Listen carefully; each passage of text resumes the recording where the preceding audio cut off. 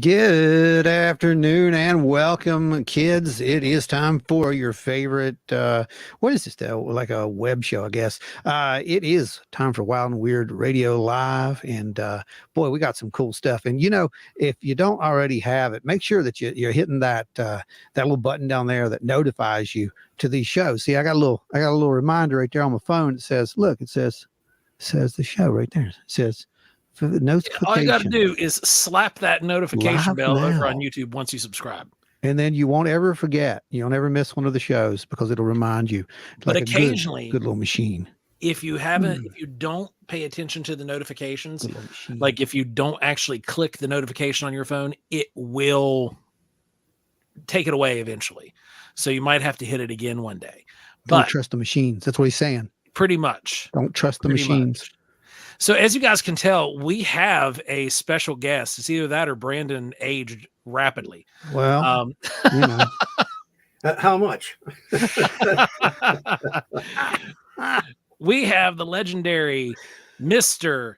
Steve Ward in the house, guys. Mr. Mothman himself. Yeah, that's right. I'm not called legendary very often, but it's a pleasure to be here. Legendary. I like to use that name. It's legendary. Hey, anybody that could questionably be a man in black, I consider legendary. Agreed. I agree with that. I do totally agree with that. Joseph, run down the That's what I'm doing. I'm kind of concerned though, because Bigfoot Littlefoot says, face blue, wide eyes. Are you choking? Are you okay? Do we need to send somebody to do the Heimlich? What? Fishbelly, what's going on? Then we got Jimbo over at Spooky Appalachia. How you doing? Jimmy. Carrie Newman's in the house. Hey, Teresa Racer. What's up? Good to see you. God, y'all just quit talking for a minute. Larry Hose, what's up? Keep Larry? talking, guys. Keep talking. Y'all broke the bank last Thursday. Just to let you know, you broke the record. There's almost 700 comments. I just want to tell you guys that. Absolutely unreal. Larry Hose, we're looking forward to seeing you this weekend, brother. Never happened before. That was amazing. 700 comments. Tommy Swigger in the house. Hey. What's going on, man? And then Facebook user, Eyeballs. Hi, Eyeballs. We're going to find out. We see you. I see your eyes. I can see that. Yeah. That is Helen Polly. Oh, I'm going to butcher this. Will Hoyt. Is that right? Say, hello, Helen. You're right. See, I got it right. Is it Will Hoyt? Do I get points? I don't know. I'm not even going to try. You can go ahead and put your names how you want. I'm not even going to. It's like a little hobby for me. It is. It's a hobby. That's why we're number one in the Netherlands or something. So before we get rolling this ball too far down the road, because this episode tonight is going it's packed. Be a wild ride. So y'all just sit right back because it's going to real seriously get wild and weird. We have a massive agenda tonight. So we hit the road tomorrow evening, guys, heading to Lexington, Kentucky, because we will be doing our final presentation of 2023 at Cryptid and Bigfoot Monsters and Legends in Lexington, Kentucky. It's at the Clarion Hotel and Conference Center.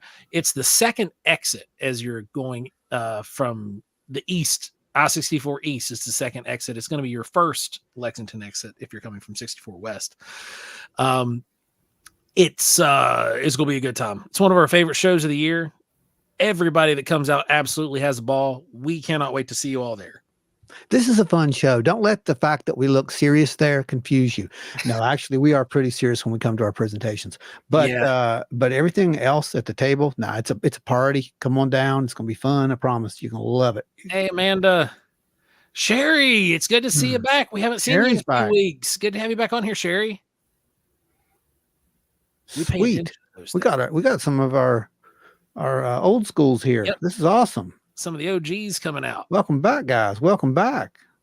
Glad to see you. Okay, we got 18 of you here. All right, I need 18 of you to go out and hit your share buttons. Share this, and get it out there. We're gonna pack the house for Steven. Yep. Steven here. He's got some incredible stuff to tell us, and we also have an exclusive. We have there was a sighting last night. Yeah. And one of our members reached out to us, and we managed to give him a little advice and point him in the right direction. And wow, it's really a developing story at this point. But he wants to come on and tell his 2 cents on this and put it on official record, which I think is a great idea. And it's just going to be the data basically. And I'm sure there'll be more to it later, but he's going to hop in here in a little bit with the witness, and you're going to get to hear that firsthand. And what else we got going on? Man, it's we got cryptids, right? Obscure cryptids. When we talk about obscure. Oh yeah, obscure cryptids. Anita Allen sent us a ton of stuff. Oh, and speaking of the devil, Anita Allen just joined the chat.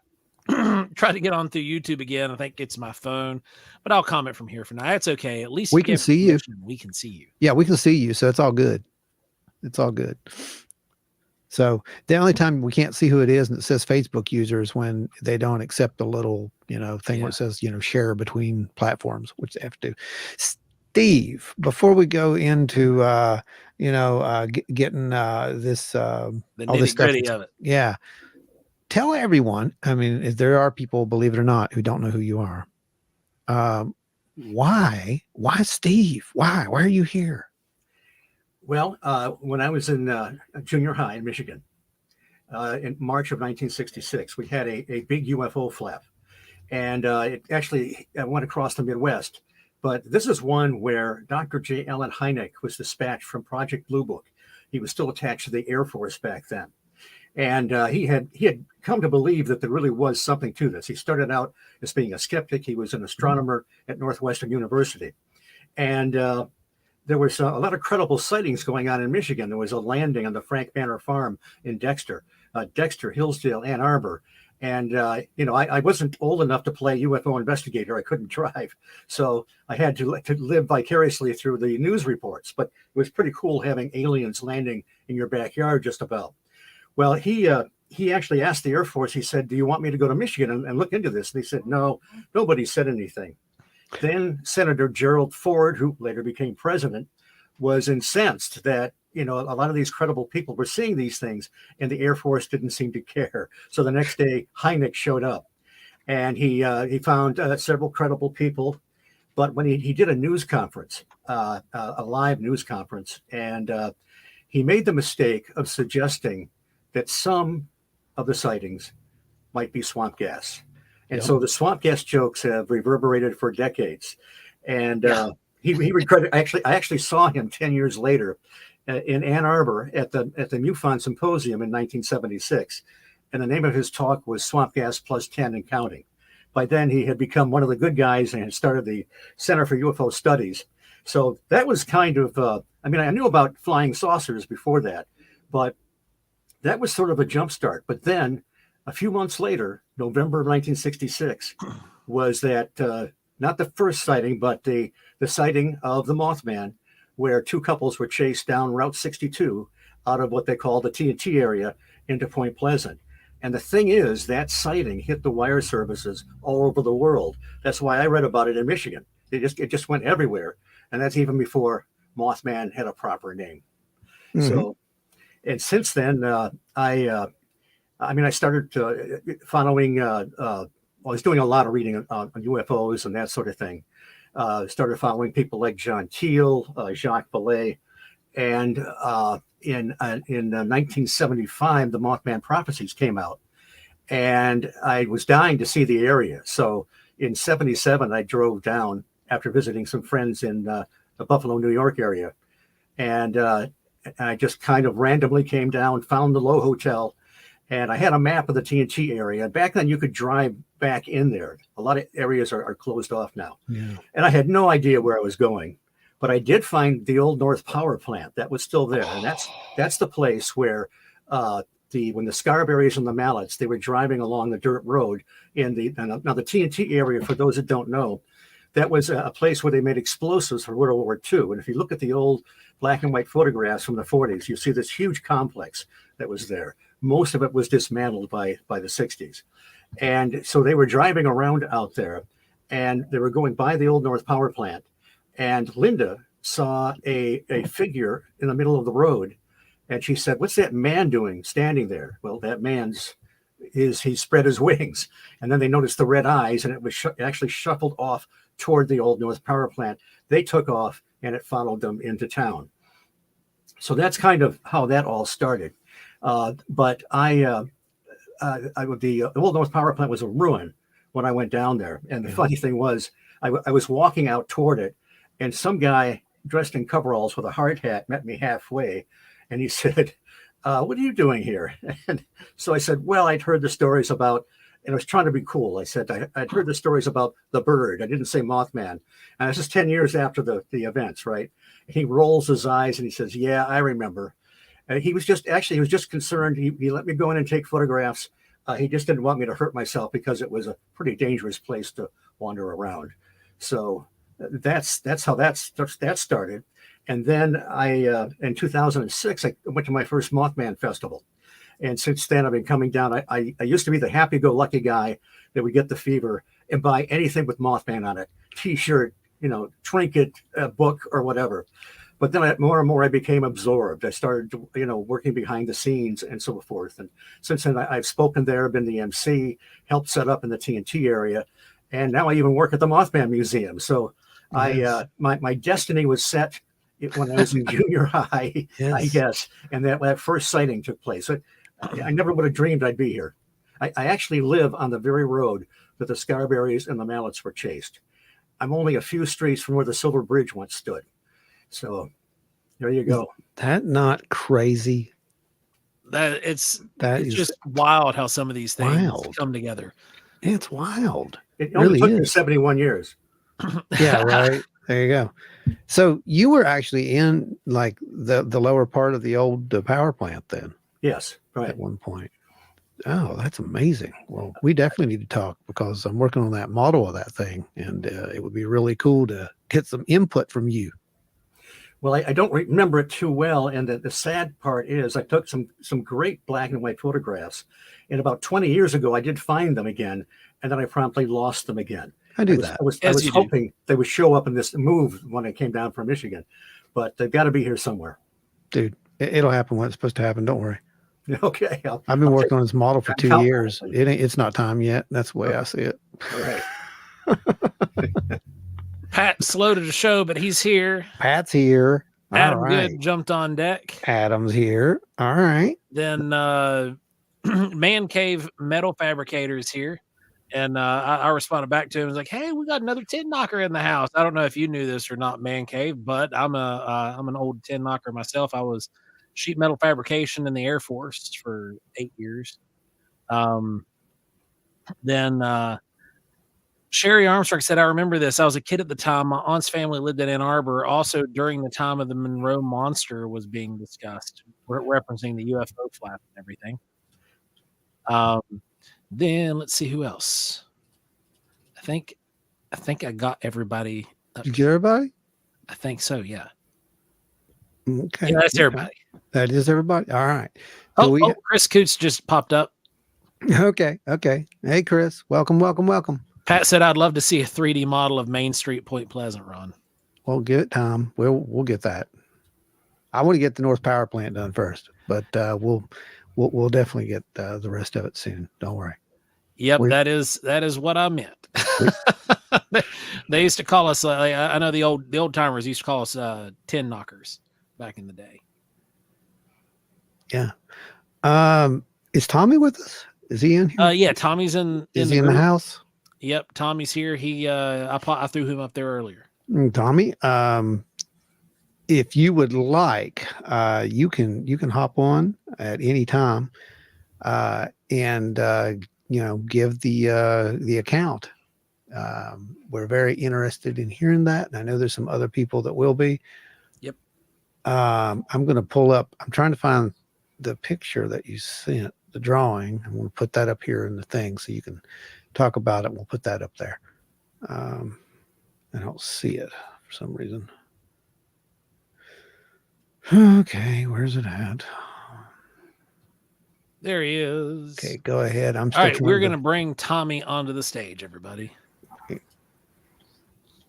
Maybe I'll find the picture. How we doing, sir? Can we hear you? Oh, Can you hear absolutely, us? gentlemen. How are you? Hey, there you are. All right. How you doing, Tommy? Can you hear me? Very It's good. kind Very of good. choppy, but it's okay. It's good. I'm trying to get that photo up. Hang on a sec. Okay. I'm working on it. I'm working on it. Is it? It's not in the lineup, is it? It didn't load. That's the weird part. I just put it up there and it didn't show up. So let me try again. See what's going on with this. Save image. Okay, I think I found it. Let's do it. Do you Go want the photo with the boys drew? I've got the revised one, and I've got the one that you did based off of what they told you. That's what I'm trying to find, and I just had it a second ago. It's on the desktop somewhere. Here we go. Cryptid Joe. Hey, there it is. I found it. All right, I got one. This is the first one, and this is the second one. And we're going to open that up. Here we go. One is up, and two is All right. up. So we're going to throw the first one up here. Go ahead. Now that says 9 foot, right?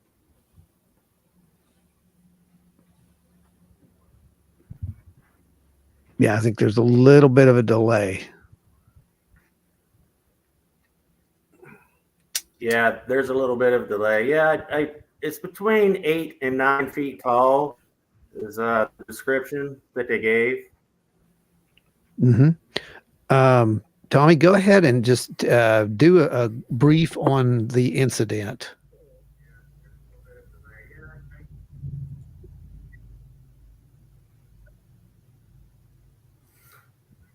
Okay. Yesterday evening, about 8:30, the boy and mother ride, and pretty around where they were riding the side. When they came home, they were visibly shaking, jumbling words, and after a long day, I separated them and had them each individually tell a story. And I had them each individually draw a picture of what they saw.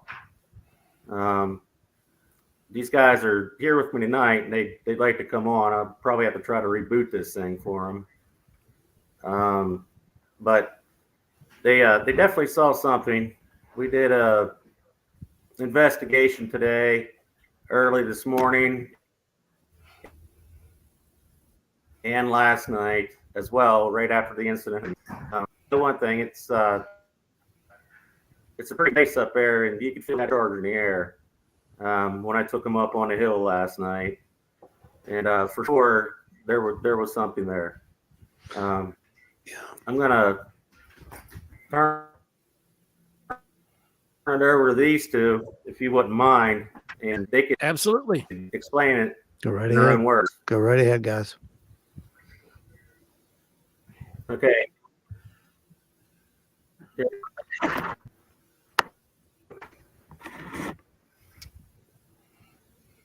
All right, guys. Can you hear him? Can you hear him, Mario? Yeah, we can hear. There you go. There they are. Great. This thing's super delayed. All right, guys. Can you hear him now, Ron? Yeah, we can hear you, buddy. Yeah, go ahead.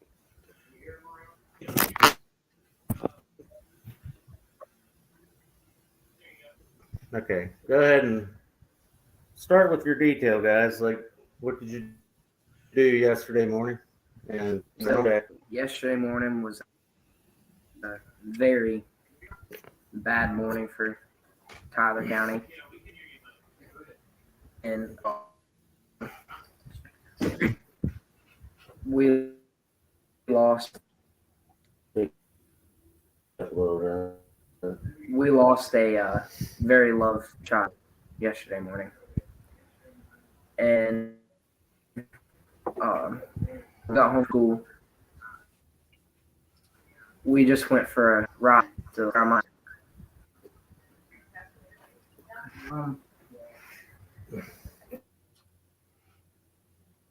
Jules, all right. Give me 1 second, guys. If you can hear me, let me reboot this thing. Copy Go that. for it, man. Sounds good. So I'm going to brief you guys on exactly what's going on before he gets while he's taking care of that. We've got some audio issues there. The kids had a sighting last night. They were out on a trail. They were riding on a side by side, and they came upon the headlights came upon this thing standing beside this flat trailer up on this hill area. Yeah, that's kind of how it was standing as they passed by it. That's what they said. And it was described as white,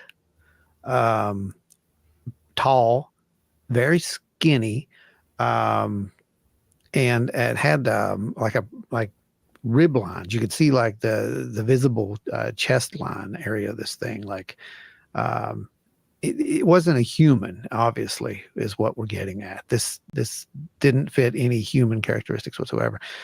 Tommy got a hold of me and wanted to know, what this thing could be. He had heard some stuff online and whatnot. And I said, well, we went over a few things. I'm like, it doesn't matter what it could be. Let's figure out what that, did they see something, what it actually looked like? And he got a really good description. And this is what it basically turned out to look like. Took the kids and put them in separate rooms, had them draw it out. And he compiled it, and he basically made a witness sketch. He went down there last night, almost immediately after the boys came home. In the air, as he said, when he was there, he was talking to me, texting me. He said the air was like it was charged, like it was static electricity in the air. They didn't see anything. He didn't see anything. Said he was going to go back out this morning. So he went back out there this morning, and the charge was gone. There was no charge. And he got a really good look, and we got some really good ground photos of the sighting area. So we know what it looked like in the area now.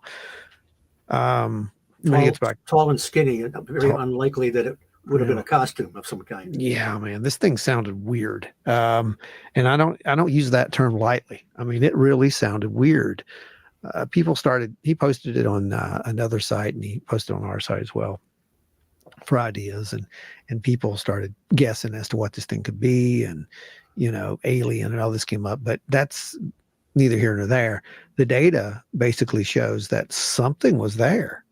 And when he gets back, I'll let him go over a little bit more that he hasn't revealed, if he likes. And it's just a crazy sighting. They were visibly, like he said, visibly shaken up. It has all the elements of high strangeness as well. It has high strangeness. And what they were saying there that was kept breaking up was they lost one of their classmates, is what they were getting at. Okay. Oh, that's awesome. Yeah. And, so they were already in this emotional state. And we've heard about this emotional state stuff before, right? I mean, that's how Beth, when she had her sighting, she was in an emotional state. And then she witnessed that Bigfoot sighting that she had down in the valley. Yeah, she was crying, and then looked up, and this thing was less than 150 feet from her. Yeah. So there's that data set, and some people would ignore that, but I'm saying, look, we've seen it in several places now, that emotions may have something to do with perception. And I don't know what it was, but I do believe that they saw something. What do you make of that, Steve? Well, we hear about these sort of, I call them one-off cryptids, one or two shots, and then that's it. Credible people report them. They see them in different areas. You got the Enfield horror, that thing with in Illinois in the 70s with 3 legs, arms coming out of its chest and pink eyes. Man, that's that was a very, very bizarre sighting. Well, it was named right. Two people saw it. One guy took a shot at it. You had the Dover Demon in the 60s in Massachusetts, seen twice. looked kind of like an emaciated gray without a spaceship, and it was just kind of crawling along a stone fence. Even the Loveland Frogman, now he's got his own festival, but he was only seen a couple times. Yeah. So I'm reading this here. And then, I talked to a lady named Marnie Kirby. She was on my show, The High Strangeness Factor, a few years ago. And she's had several experiences herself, but she said she was jogging in a park near Muskegon, Michigan. And she saw this, and I can't remember the detail, but it was kind of it was humanoid. It was tall, skinny. It would move very quickly. I want to find out about the movement of this thing that they saw. Yeah. And it just kind of ran by. And she's a very credible lady. It's almost one of those one-offs. And then there's a gentleman. I'm on Mac Maloney's Military X-Files as a correspondent. And one of the semi-regulars, we call them Commander X. We all have nicknames, for no extra charge. And he talked about a sighting he had, and I forget where it was, but he described something very similar to what she did, tall, slender, and moving very quickly, but he saw 3 of them at one time. So, in the annals of cryptozoology, every once in a while you get these one-off cryptids. Mm-hmm. Yeah. Mm-hmm. And one of them was mentioned here. Teresa Racer brought one up, the Dover Demon. And that was one of those kind of one-off sort of strange sightings. And she said that based on the originally she had thought that it looked like the Dover Demon, but based on the size, that thing looks like the Rake from Creepypasta. Only thing is, the Rake from Creepypasta also has these gnarly teeth and weird glowing eyes, and it depends on who's writing the story. Right. But it does have that really tall, pale walker kind of feel to it. Man Cave said, if you want aliens, come here to New Mexico. We got all kinds of weird stories about aliens. Don't know how much of them are true. And then Sherry Armstrong says, portal opening, interdimensional being. Those kids are lucky that they saw it and didn't disappear themselves. Well, I found it a very relevant story because there was 2 witnesses and they really saw the same thing. It looks like we've got Tommy back, and we'll try bringing him back. Try bringing him back in. All right, how we doing, Tommy? We got you now. Hey guys, can you hear me? Yes, much better audio. Yeah. Okay, great. Yeah, it's the iPhone versus a computer. They're great internet service. I'd like for you guys to ask these guys, some questions. Well, we want to hear the story from their perspective first, and then we'll ask the questions. Sure. And I'm going to turn it over to them. All right, give them the floor. Say hi, fellas. Hey guys. Hey guys, how you doing? Good. How are you? Great. So walk us through what you experienced last night. So, me and my friends, we were on just a drive because we had a bad loss, and rest in peace him. But we were having a hard day, so we just went on a drive to clear our minds, and we come up on this, I don't know what it was, and we drive a little bit, and we come back, and behind this trailer we see this tall, hunched over figure. Don't know what it was, or who it was, but the hair stood up on the back of my neck, and we just went as fast as we could to the house. Wow, that's natural in my opinion. It was creepy. Absolutely. Yeah. What time of day was this? This was last night. Last night. Yeah. Mm-hmm.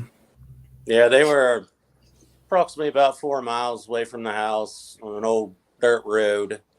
It was around 8:30 last night. they decided, we'll go clear the mines. They have a little bit of a loss in their community of friends. They were on edge all day as far as sadness and different emotions, which if you ask me, that brings out, anything normal, just a heightened sense of alert. So I'm going to bring up the sketches that were made and sent over, and I want you guys to kind of describe what it was that you were seeing and the words you guys used when you were making these sketches out. Okay. Sounds great. Alrighty. So can you guys see that one? Yeah. Real close. That's the one that I drew the depiction of.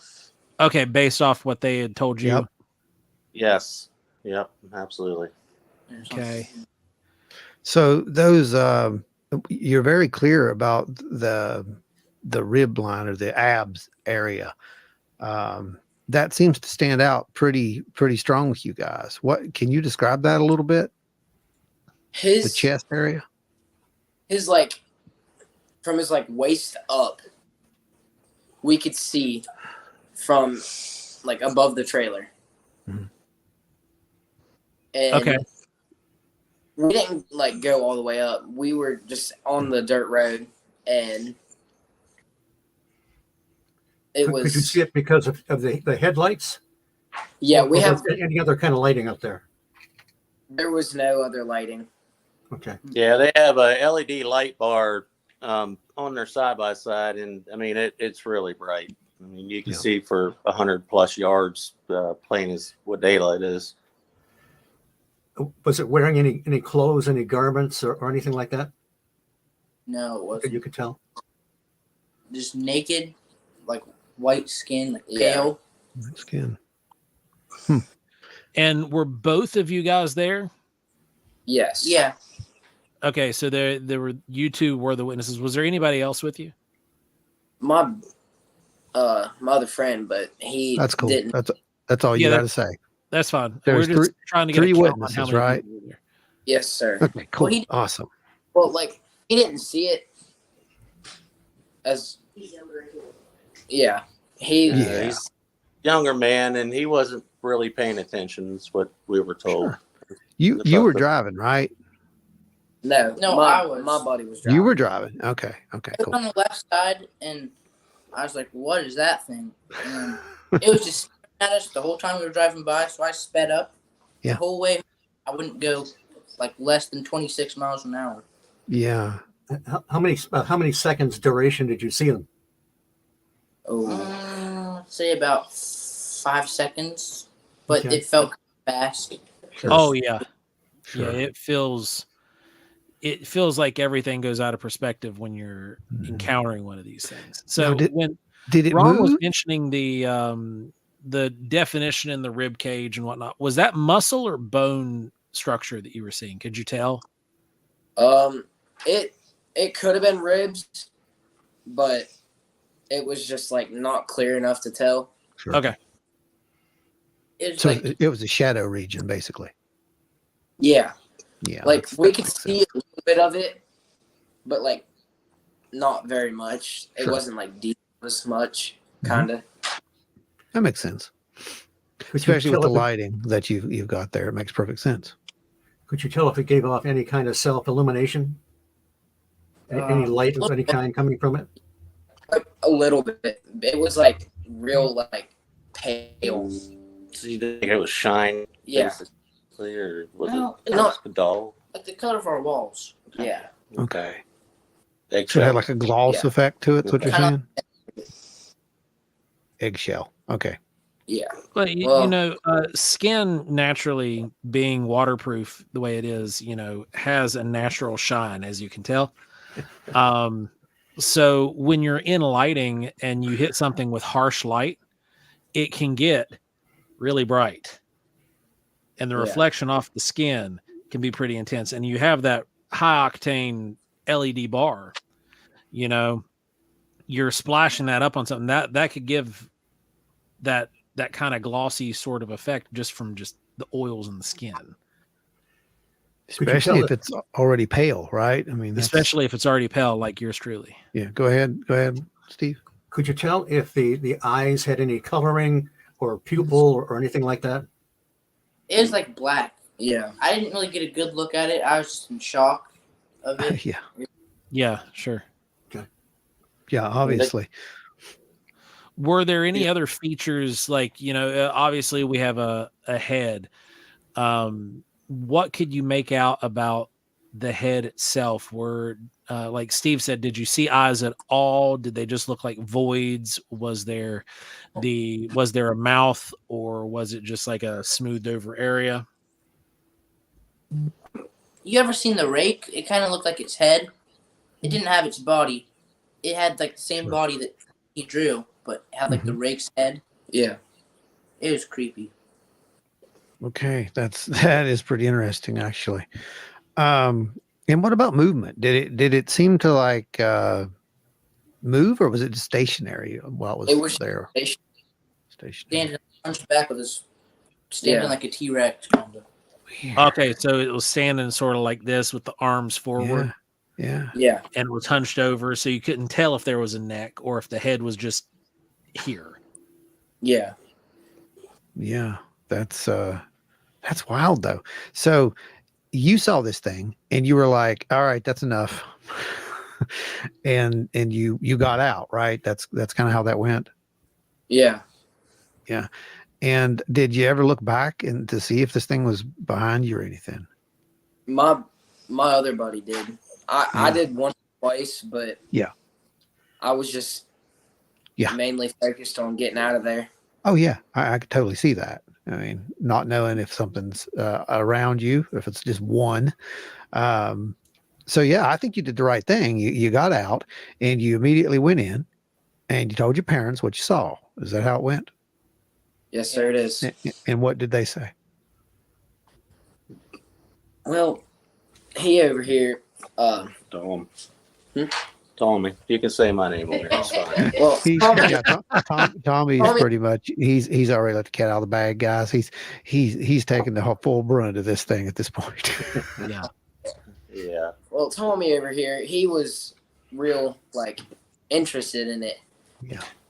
We believed them right away. Yeah. Yes, that's what I wanted to get at. You guys had support, and I absolutely commend them for this, because this is what is needed. All too often, people have these events. The kids will have these sightings. It happens. They'll tell their parents. Blown off. Yeah, they get blown off. They're like, "Oh, you didn't see that. Go and whatever. You didn't see that." And this was handled the way that not only was it handled the way that it should be, parental wise, it was handled in a really good data sense way. Tommy reached out and he was like, "What do I do? What am I looking for?" And started asking questions. And he was on the scene within, what was it, Tommy? Like 15 minutes? Yeah, 15, 20 minutes. 15, 20 minutes. After I interviewed the kids separately and made them draw the pictures. Yeah, we went up there for sure. And I tell you, it was a real static, creepy feeling up there, man. Yeah. Now, Man Cave, you were asking what state this took place in. This was in Central West Virginia is where this sighting took place. So you say there was this static, right? Right. Like, I don't even know how to really, did you hear anything or at the time, or was, if you can think back, was there any sounds that you can recall while you were there? No, the side by side's just real loud and I couldn't hear anything. Okay. So not really any sounds. It felt quiet. Nothing but us. That was like the most eerie. Yeah. It was staring Like the cone of silence sort of deal. Okay, right there. That's what I want to hear. Now describe that. Don't say anything. Describe that. What you just said. Who? Them or me? Them. There you go. Yeah, you were doing a great job. Keep going. Yeah. It was like real eerie though. Mm-hmm. And it just didn't feel right when we were driving by. Okay, see, that's what I want to hear. All right. The first time we drove by, we didn't see anything. All we seen was like the reflectors off of the trailer. Mm-hmm. And then the second time we seen it, and we just got out of there as fast as we could. You were done at that point. You've seen enough. Yeah. And I don't blame you, like I said. Now, Tommy went up, like I said, last night and looked at the area, did a really good overview of the area, as best you could do at night. A little bit of static charge, but that was about it, right, Tommy? Yeah. It just had that creepy, eerie feeling, and made the hair on your neck stand up for sure, your arms, and that you could just tell that there wasn't something right. Right. Been in that situation many a times with many a things. And then you went up this morning, and what did it feel like then, or so? Well, this morning it was pretty normal, actually. I mean, it didn't feel like it did last night for sure. Of course, it was daylight, but that spot particularly, I hunt a lot around here, and I hunted that spot, and you just get a creepy vibe from it whenever you're hanging around there. Said that for years about that spot. Yeah. Really? And and I've never seen anything odd or paranormal up there myself, but for that to take place in that area, and these kids took me to that spot, I was like, okay. I know that you said when they came in all freaked out and were describing it, you said you thought they had seen a Bigfoot at first. Yeah, absolutely. They said it was big and tall, and the first thing that popped in my head, obviously, was an albino Bigfoot. Yeah. They're like, no. And then it got a little, Yep. So it got a little different real fast, didn't it? Yeah, absolutely. And I just want to take a minute. If there's anybody on here, it's on our group on Facebook, as far as Ron and Joe's group, or the Bigfoot Believers group. Thank you guys so much for all your input. You guys are really truly great to help us get through this, and to come up with different ideas of what this could be. And for everybody who reached out on through messages from around the state with similar stories, you guys are awesome. And there's plenty of stories from all around the state of the similar creature.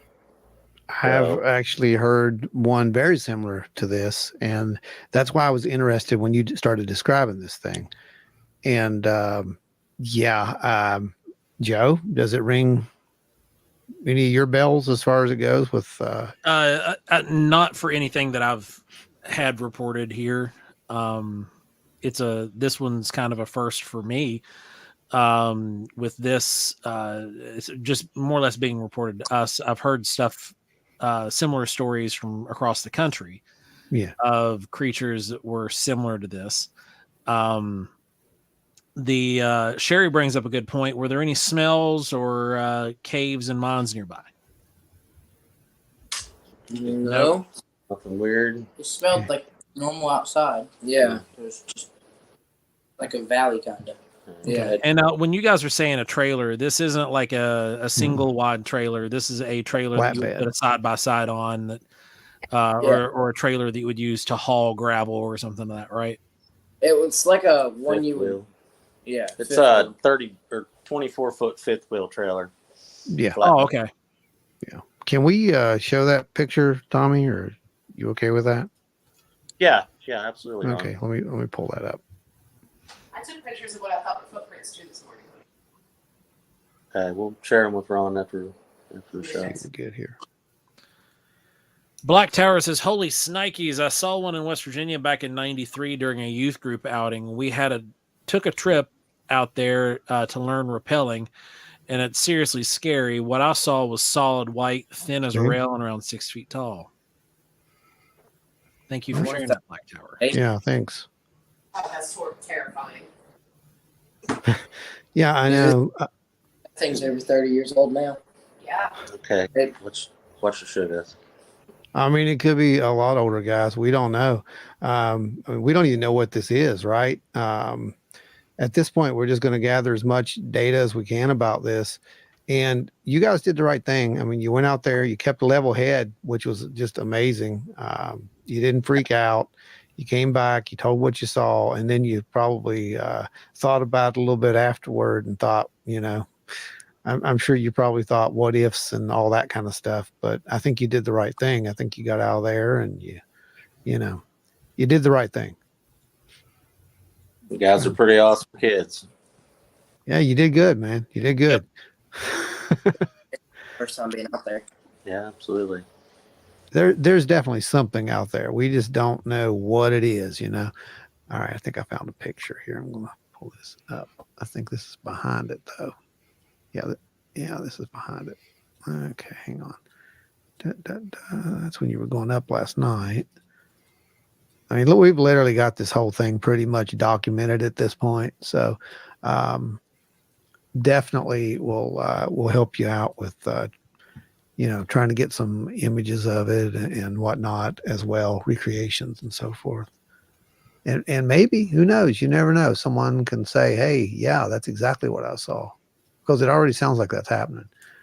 Okay, here is. Yeah. And I don't think it's going to take you long. That's what I'm getting at. Here is the trailer. Go ahead and pull that up. So that's what we mean by a trailer. Okay. And that is the approximate position of where that thing was at, is what I'm seeing, I think, right? Yeah. Yep.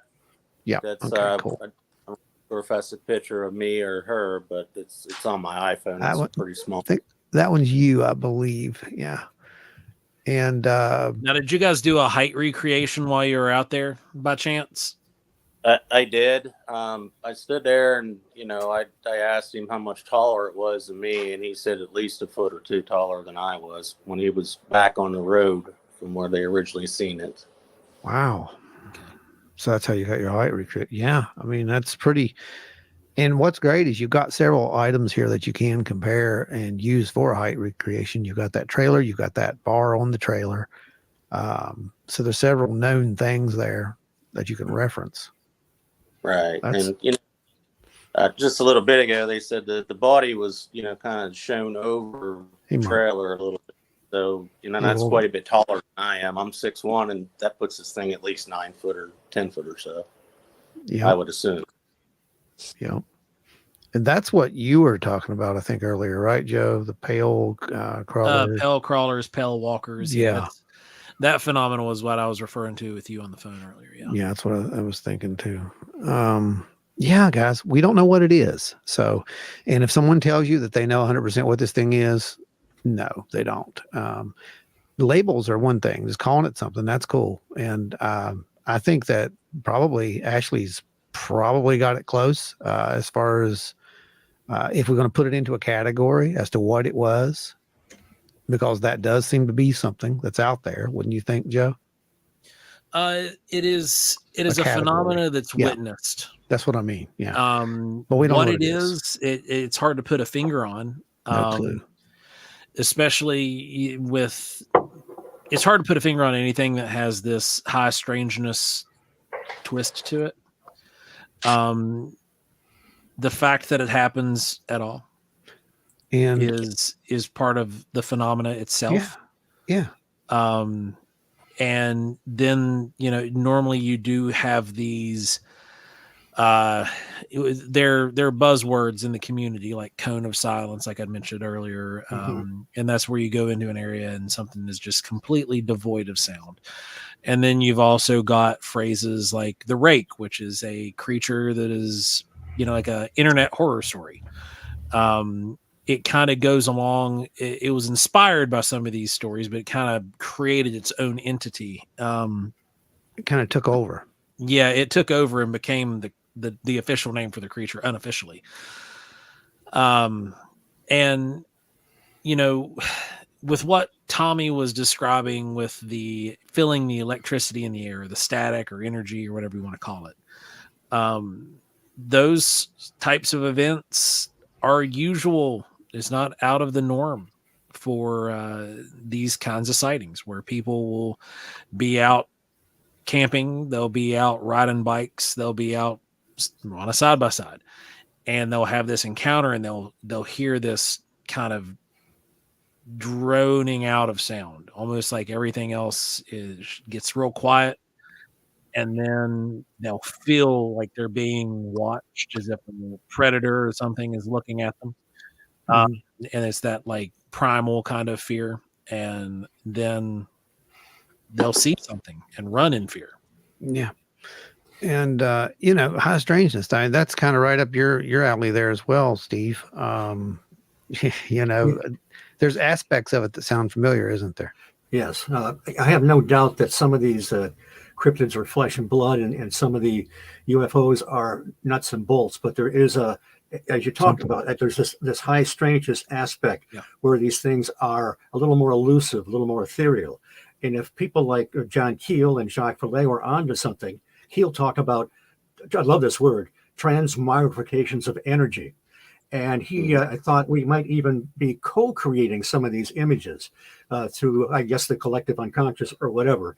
But he had no doubt that these were at least temporarily physical. Mm-hmm.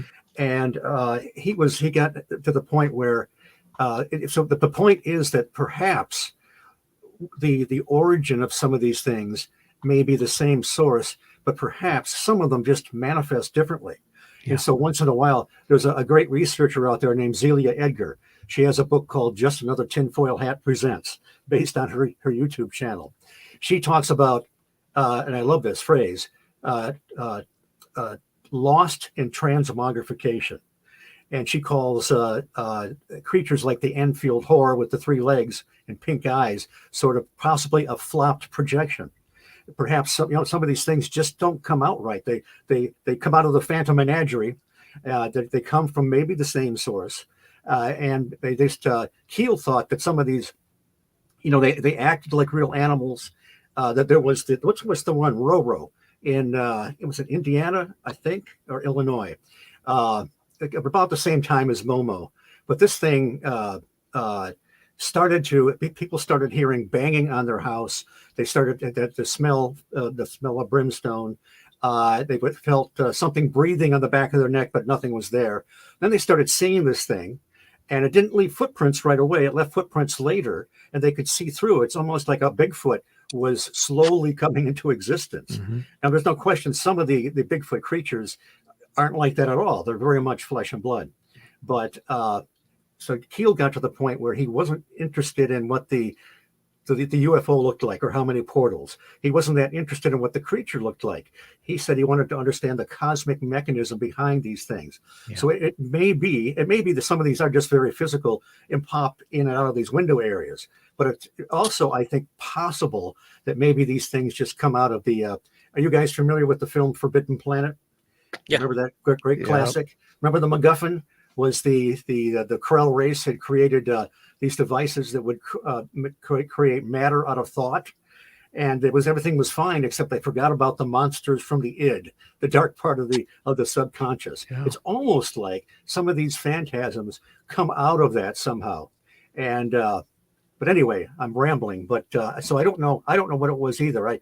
Guys, I mentioned earlier when you weren't on that I've talked to a woman and a man that saw something vaguely similar. It was very tall. It was light skinned, but it moved very, very quickly.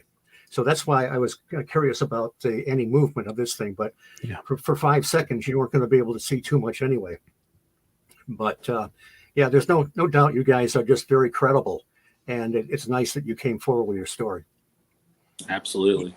Yeah, boys. Thanks for yeah, coming out and telling everybody about the story. Yeah, you put it on record, and that's what you want to do. You guys are absolutely awesome. Thank you. Thank you, sir. Thank you, sir. Hey, guys, thanks for having us on.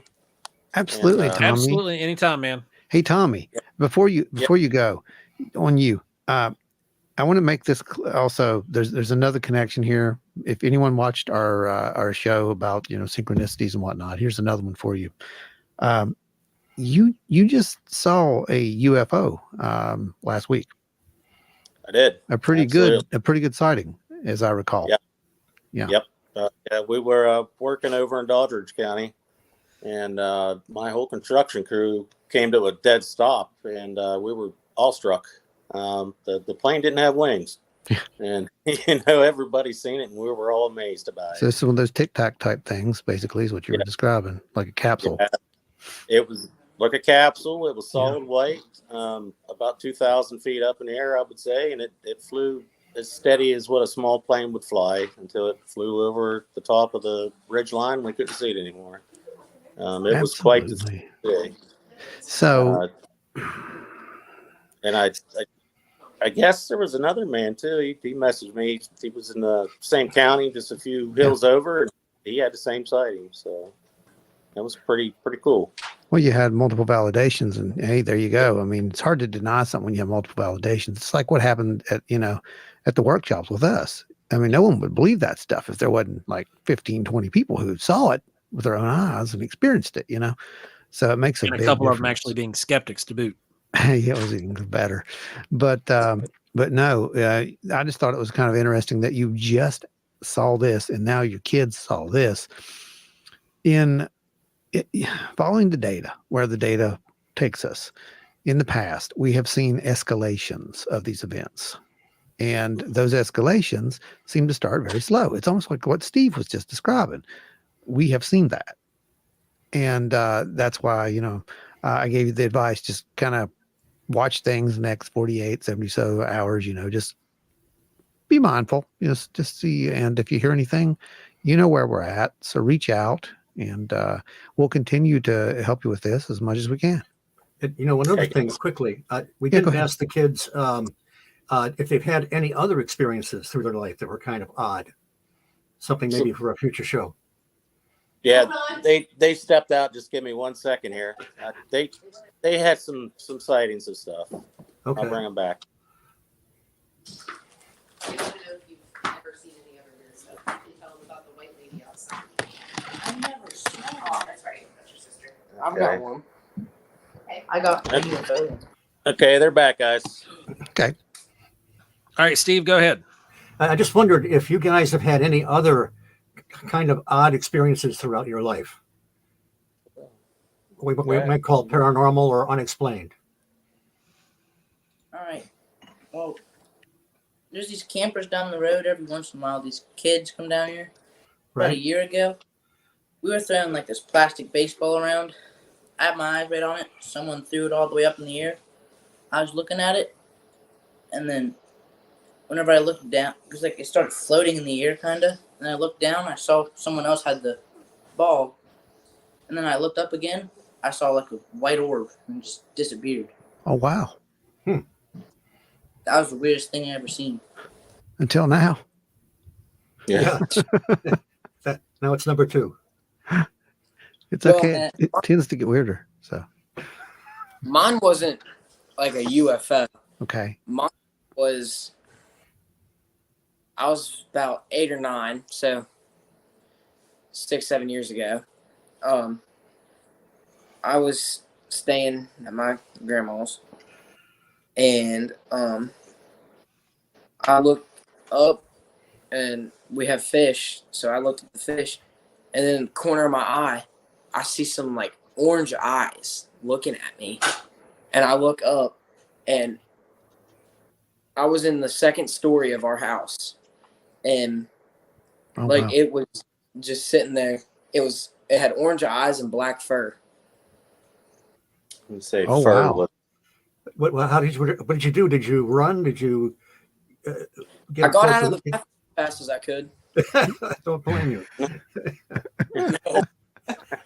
And apparently it didn't stay there. When you went back, it was gone. Yeah. Oh, wow. Were there any smells or anything like that?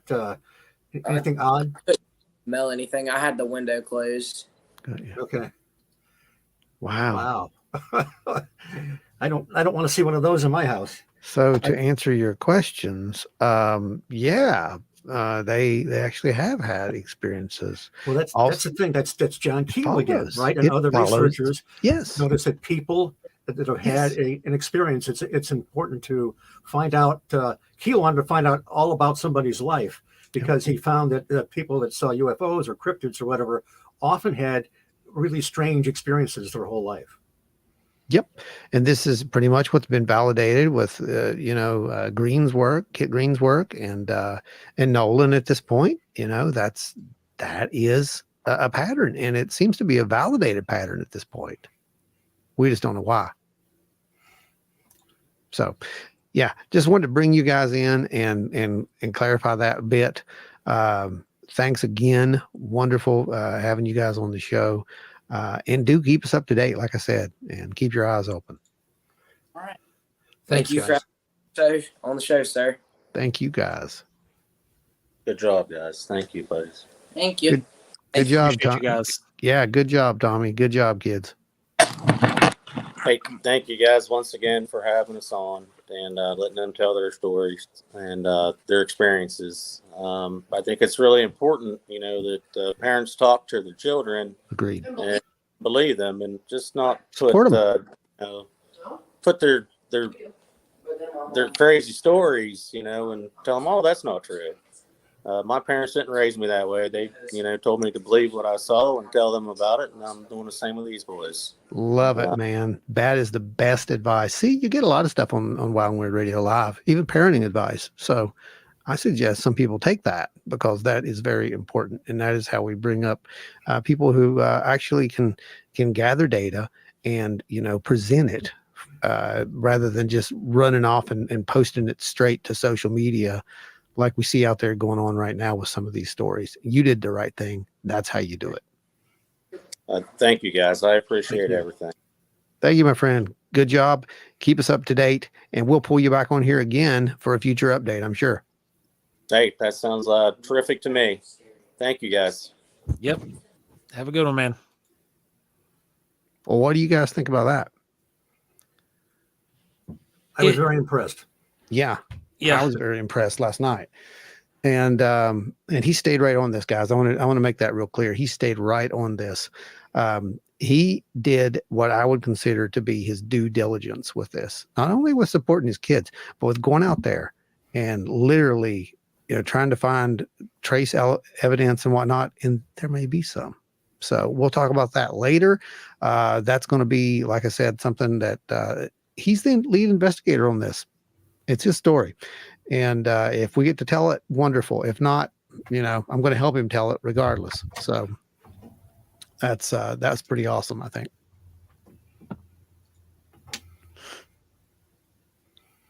Yes. Thank you guys for sharing. Absolutely. Thank you. Thank you. And thank you guys for your questions. And, feel free to ask questions, by the way. We have Steve here. So if you have any Mothman questions, please ask those. But man, cryptids. We didn't touch upon the one synchronicity there, though, did we, Steve?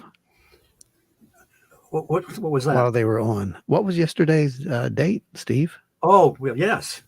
Right? The not the first sighting, but the major sighting of the Scarberries and the Mallets. Right. November 15th, 1966. Yeah. And that's what kind of started everything. There was a few days earlier near Clendenin, I think the name of the grave diggers, right? Yeah, the grave diggers in the cemetery. They saw something like the Mothman. I don't know if it was exactly the same thing or not, but imagine it's night, you're out there digging a grave, and you see this humanoid figure with wings. It's time to get a new profession, I think. Yeah. That's probably a good sign of that. Spooky asked, does Mothman still love? Well, my theory is he's in a condo in Florida, all those chasing cars and everything. And he really needed some rest. I would be there if I could be. The Mothman statue in the front looks like a Ken doll, so you can take it from there. It's true. Black Tower says, I honestly wonder if those kids were onto something when they said that it may have been the same thing I saw when I was younger. The spirit being or whatever it was referring back to an earlier comment that Black Tower made, referencing going rappelling and seeing a 6-foot version of this kind of creature. Right. I mean, dude, I don't want to put a label on this thing. I just want to say that it fits into a few categories, and that's why we need more data on it. And I look forward to getting some of that data and hopefully being able to reveal some of that data at some point in the future. So the final size ratio sounds like it's closer coming in at 7.5, 8 feet rather than 9 after they did their recreation. How 'Cause tall is it was- Tommy? What is it? How tall is Tommy? Well, I'd say he's not 7 feet tall. No, I'm saying how tall is Tommy? That's what I don't know. I don't know what Tommy. What are your stats, buddy? I know you're still there in the comments.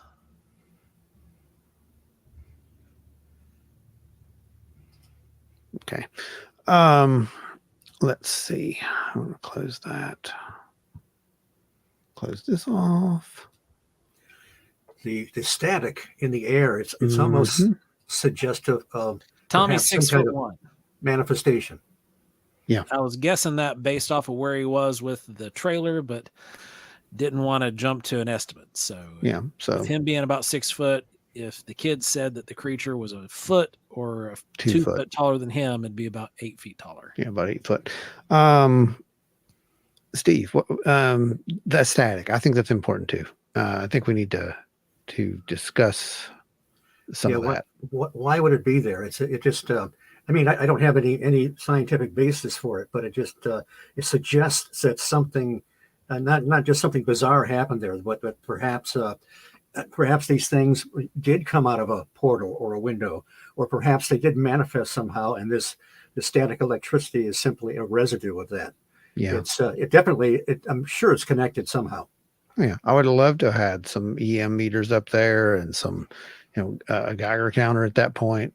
I just, that would have been an absolute opportune moment, because we do know that in these kind of events that's been taken pretty seriously, so much serious to the point of, that, that's the DRD, the DIRD, on the anomalous acute and subacute field effects on human biological tissue. And that was basically based upon people getting too close to UAP and UAP-like phenomena. It's a very interesting read. I'll put a link down below, actually, when this thing goes back up, and you guys can take a look at that. It's interesting. But the point is that we see this, and we've seen this with past encounters as well, even with the Mothman, with the what was it? The conjunctivitis, right? Right. Yes. The Connie Carpenter, one of the original witnesses, was driving by the Mason County golf course. She saw this thing standing there. It took off like a helicopter, didn't flap its wings, flew over the car. And Keel met her. He came down early December, and they gathered a bunch of the witnesses at the McDaniels home. And he saw Connie Carpenter and saw the red eyes, and he knew that she'd had some experience. Now, that's usually associated with UFOs, flying saucers, or strange lights in the sky. It has been reported with cryptids, but not very often. And that's the thing about whatever this creature was, or entity. It wasn't consistent. I mean, it was about 6 or 7 foot tall, red glowing eyes, 10-foot wingspan. Some people thought it didn't look like it had a head. It's almost like it was kind of sunken down. Connie Carpenter said she saw the face and she couldn't really describe it. She just said it was science fiction like. And but this thing didn't always flap its wings when it took off, right. when it flew. Many people that saw it experienced an outbreak of poltergeist phenomena afterwards when they went home for a period of time. There were a couple people that experienced missing time. There was a bank official, not named, reported in the Mothman Prophecies. He heard something out front of his house. He went out and on the porch, and he saw this thing standing there. Well, then he lost 10 to 20 minutes, and he was in a trance or something, and then it took off. Recently, Linda Sigmund, who has just written a book in the Pale Moonlight, I think. Amazing story. What's that? Her account is amazing. Yeah, it is amazing. And I just saw her again yesterday. There were some people going to Moundsville, I think, that she told the story to. But she saw apparently the Mothman, or the bird, as they called it back then. She was 16 back in April of '67. And this is just 4 months before the bridge collapsed. And she and her boyfriend, it's a long story, but they at 2 different times they saw different lights or orbs or whatever they were but she saw this thing in conjunction with one of those lights. And during this period, she had missing time. So there's all kinds of things. And the young lady that just put the blurb up there told me that she saw this thing manifest in her bedroom. And I talked to Pat Gray and her husband. They were missionaries. They saw essentially the Mothman, identical description, manifest in their bedroom. Now, this is when it all started. And they didn't see anything in the newspapers because they left the next day. They were missionaries. They went to a far off country. Several years later, they came back and they saw all the news articles, and they thought, my God, that's what we saw in our bedroom. And in their context, they believed it was some kind of a demon or what have you. Yeah. But you get all these, and you try to put this together, and okay, it's not a flesh and blood unknown creature. It's not merely an apparition, because I think Linda Scarberry said that when it was flying over their car, when it was chasing them into Point Pleasant, could actually hear the wing hit the side of the car. So you're left with this. Yet Keel talked to a little over 100 people that first year, that the year of the Garuda, and that reported essentially the same thing physically. Not all of them. Some of them just saw like a large bird. But trying to put that together is pretty difficult. Somebody asked me what the Mothman was on a show recently, and I didn't. I'm usually a little more guarded, and I have kind of a stock answer, but I actually blurted out that Mothman was an elemental, and I'm glad they didn't ask me what an elemental was, because I don't think I can define that too well. But it's also interesting, how John Keel, when he talked about some of these entities, he thought these things were a very natural condition of the planet. And he used the term ultra-terrestrial, which he borrowed from Ivan Sanderson. But he would, interestingly, he would use the term elemental and ultra-terrestrial interchangeably. So there may be something there. But Keel didn't know what the Mothman was, and I don't know either. I don't think anyone does. And I think that's a very valuable and valid point. When you think, Joe, there's a lot of people who think they know what stuff is. Yeah, you get a lot of, particularly online, you get a lot of experts that they know exactly. It's 100%. It's this. It's 100% that. Yeah, everything's going to be this, that, the other. One person says it's 100% flesh and blood. One person says it's all 100% energy. Right. I guess the energy person would be correct, because even the flesh and blood is 100% energy. That's good. Right. It's good. But so it's kind of a cop-out answer. That's why I'm so legendary, because I don't know. Yeah. That's great. But it's one of those things where, in particular with the Mothman phenomena, I tend to agree that this was some sort of entity that was not from this plane of existence, or if it was from this plane of existence, it has a very specific reason for being seen. Yeah, I would probably go with that too. You think it might have been a harbinger? I don't. No. Okay, I don't either. Yeah, I'm not Team Harbinger at all. For years we've rallied against everybody who's like, oh, and you see the Mothman here, something bad's going to happen. Yeah, we're not of that camp at all. Mothman's been very good to me. That's all I'm going to say. Yeah, too many people said they felt like the Mothman, in a way, had warned them off and saved them from being into a bad place, or dead. I've heard two people who literally said that, and that's really what did it for me. The other part's a joke. I mean, I'm good, but still, those people are alive because something, according to them, saved their lives, and I don't think that a harbinger is going to do that. Yeah, harbingers tend to be more of a neutral acting being. The writers for Marvel Comics did a very good job in the beginning of using a Silver Surfer as a herald. He was very just hey, look, y'all all gonna get destroyed, make your peace, bye. And then Galactus would come in and destroy the planet.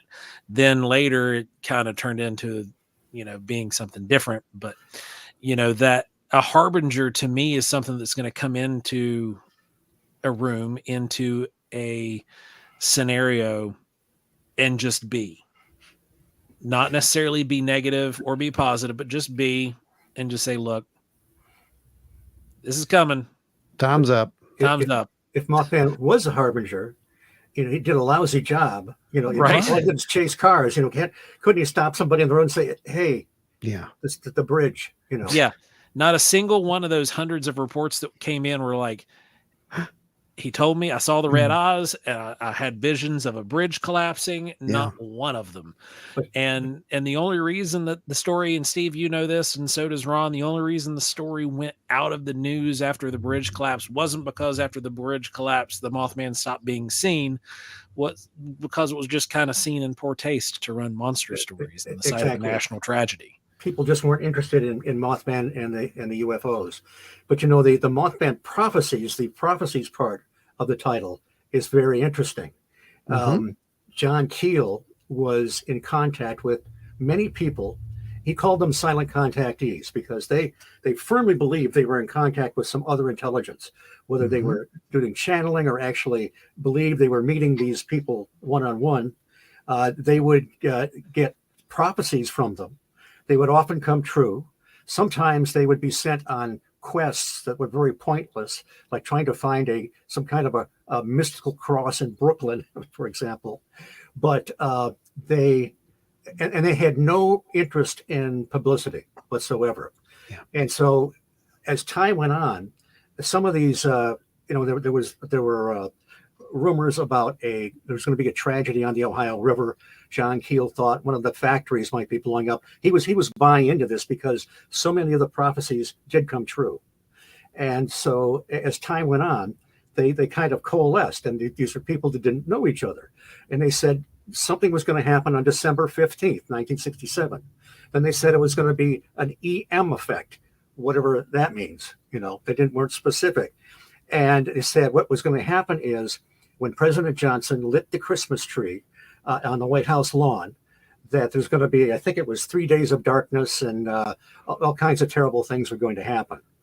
Well, by that time, Keel firmly he admitted that he became paranoid. One of the chapters in prophecies is paranoiacs are made, not born. And he was held up on December 15th in his New York apartment. He had been down to Point Pleasant 5 different times that year, and with jugs of water. And he's waiting. President Johnson lights the Christmas tree, and nothing happens. And then, shortly thereafter, a blurb comes on the TV that the bridge collapsed between Point Pleasant and Ohio. And he was furious because these people were getting prophecies, but it was like misdirection. It's like the trickster reared his ugly head. So and there's much more to that story.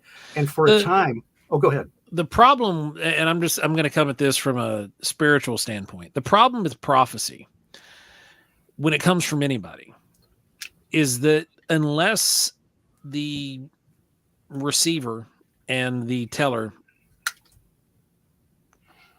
does not put their own spin on it, which happens far too often, then a lot of the times it will be misguided and misdirected. Because when a spin gets applied to something, they were saying like an EM effect and Johnson lights the tree, everything's going to go dark, but then something else happened. The simplicity of the date and something's going to happen. That could have been very well all they received. Right. And then the rest of it was spun out from there. Well, here's the thing about psychic premonitions, and this happens, and anyone who has them knows that this happens. The best example, how I used to tell it, is that you would be, say you were having a dream. You had a dream that you were going to cross the street, and a red vehicle almost hit you. Well, actually, a red vehicle did hit you in the vision, right? Red vehicle hit you in the vision. the dream, whatever. The next day, it's still strong with you. And to the point to where, you know, you're going to watch when you go to this area because you recognize from your dream. As you step off the curve, a yellow vehicle drives by and almost hits you. See, you could look at that and say, oh, that's what it meant. Well, very well, maybe. But a lot of parapsychologists believe that for some reason, it's either A, we get things a little screwed up in here, or it's quantum reality. That's the new thought on it, that it's a quantum difference. There's a fluctuation. So you've got part of the underlying thing, but the other factors have changed somehow. So it could be something like that as well.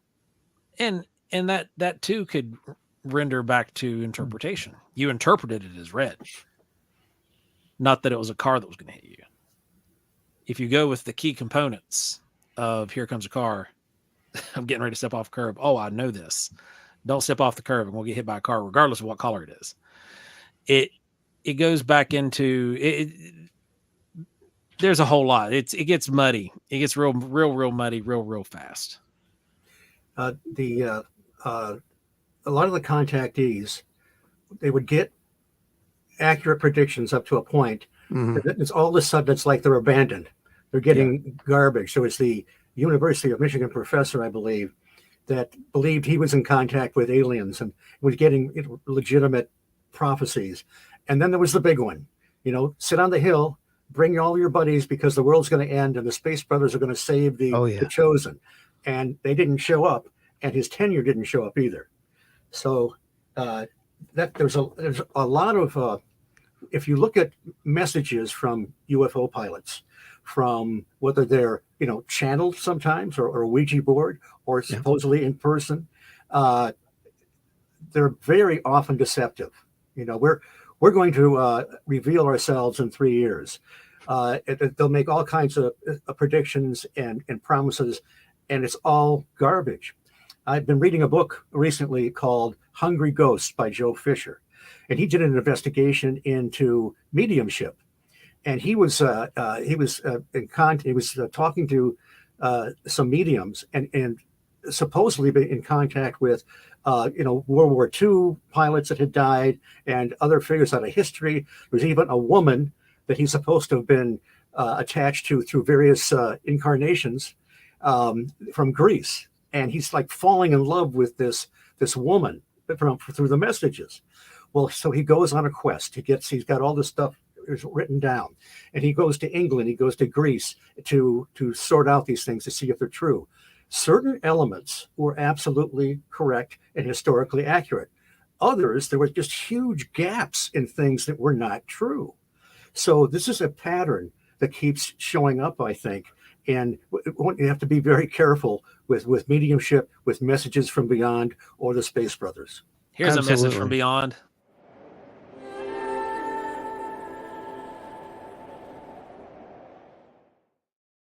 Thank you, Nancy. Much appreciated. We salute our donors around here, Steve. Don't be too frightened. There's other things too. I believe there's a very special one when someone hits the $20 mark tonight. Okay, so yeah, I think you're 100% on that. What you just said. It's like we're not supposed to fully get the picture, are we? We're not supposed to understand it. And I kind of get that. I think that's what it kind of comes down to. We're kept in the dark. There's another pattern that seems to show up, and it's kind of connected. Years ago, I was watching the Phil Donahue show.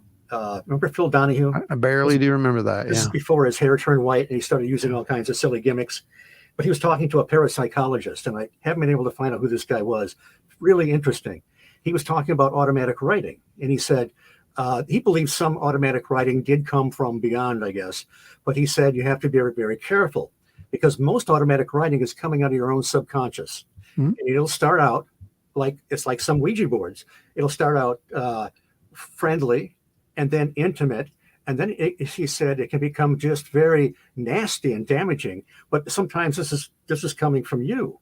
And then I thought, what about that? That reminded me of John Keel's silent contactees, the friendly contact. They've been more intimate, and then sometimes the pointless quests and the prophecies that fail.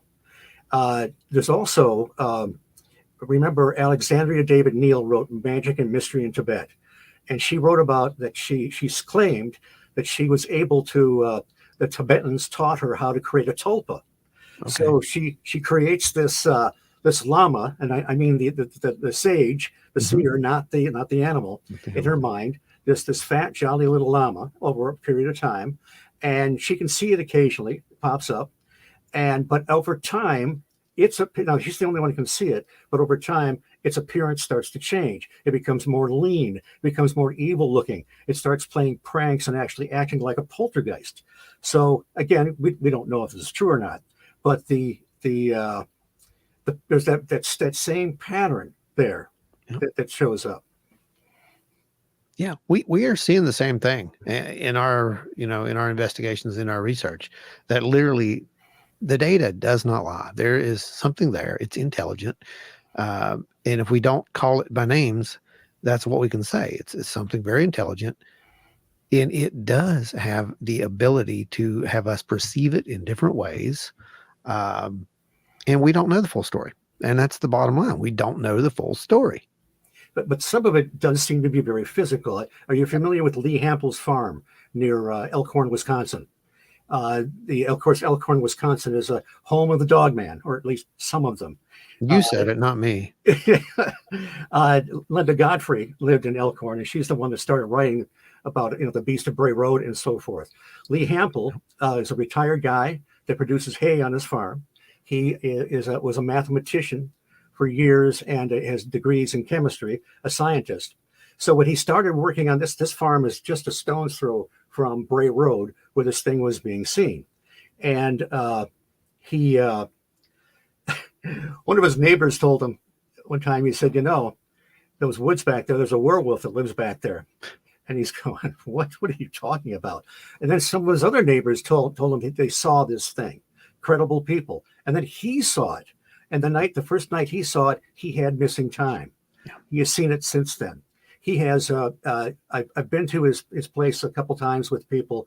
He'll sit you down for 2 hours and show you a fraction of the thousands of photographs he's got with trap cameras from things in the sky like drones or whatever, things that look like they may be portals. Sometimes you'll get like part of an animal that I suppose is the dog man, but whatever this thing is very elusive. It will leave footprints sometimes, but the cameras won't work. There's a picture of this thing, 5-toed footprints in the snow. They start in the middle of nowhere. They go on, they split in two as if it morphed into two, and then those eventually disappear. He's had about a dozen roadkill deer that he's put onto his property. He'll put a camera on them. At some point, you can see the timestamp. You'll see a mist rise, and then eventually the carcass is gone. And there's no drag marks, there are no footprints. He's done, it's astounding. So here you have what appears to be this technology, some kind of intelligence or whatever. And you have these animals that eat roadkill and bait. Yes. So what the Bucks County guys from Pennsylvania, they did an investigation there a couple of years ago one night. And Eric and Dominic and Ellen, and they, the first thing they did, they saw a UFO, a light in the sky. They thought it was a satellite, and of course, all of a sudden, it zipped across the sky. And then they start hearing howling. And you can hear this on their YouTube video. And I'm not any kind of an expert at animal howls, but it's creepy as hell. You'll hear a howl off to one side, and then one kind of answering it off to the other side.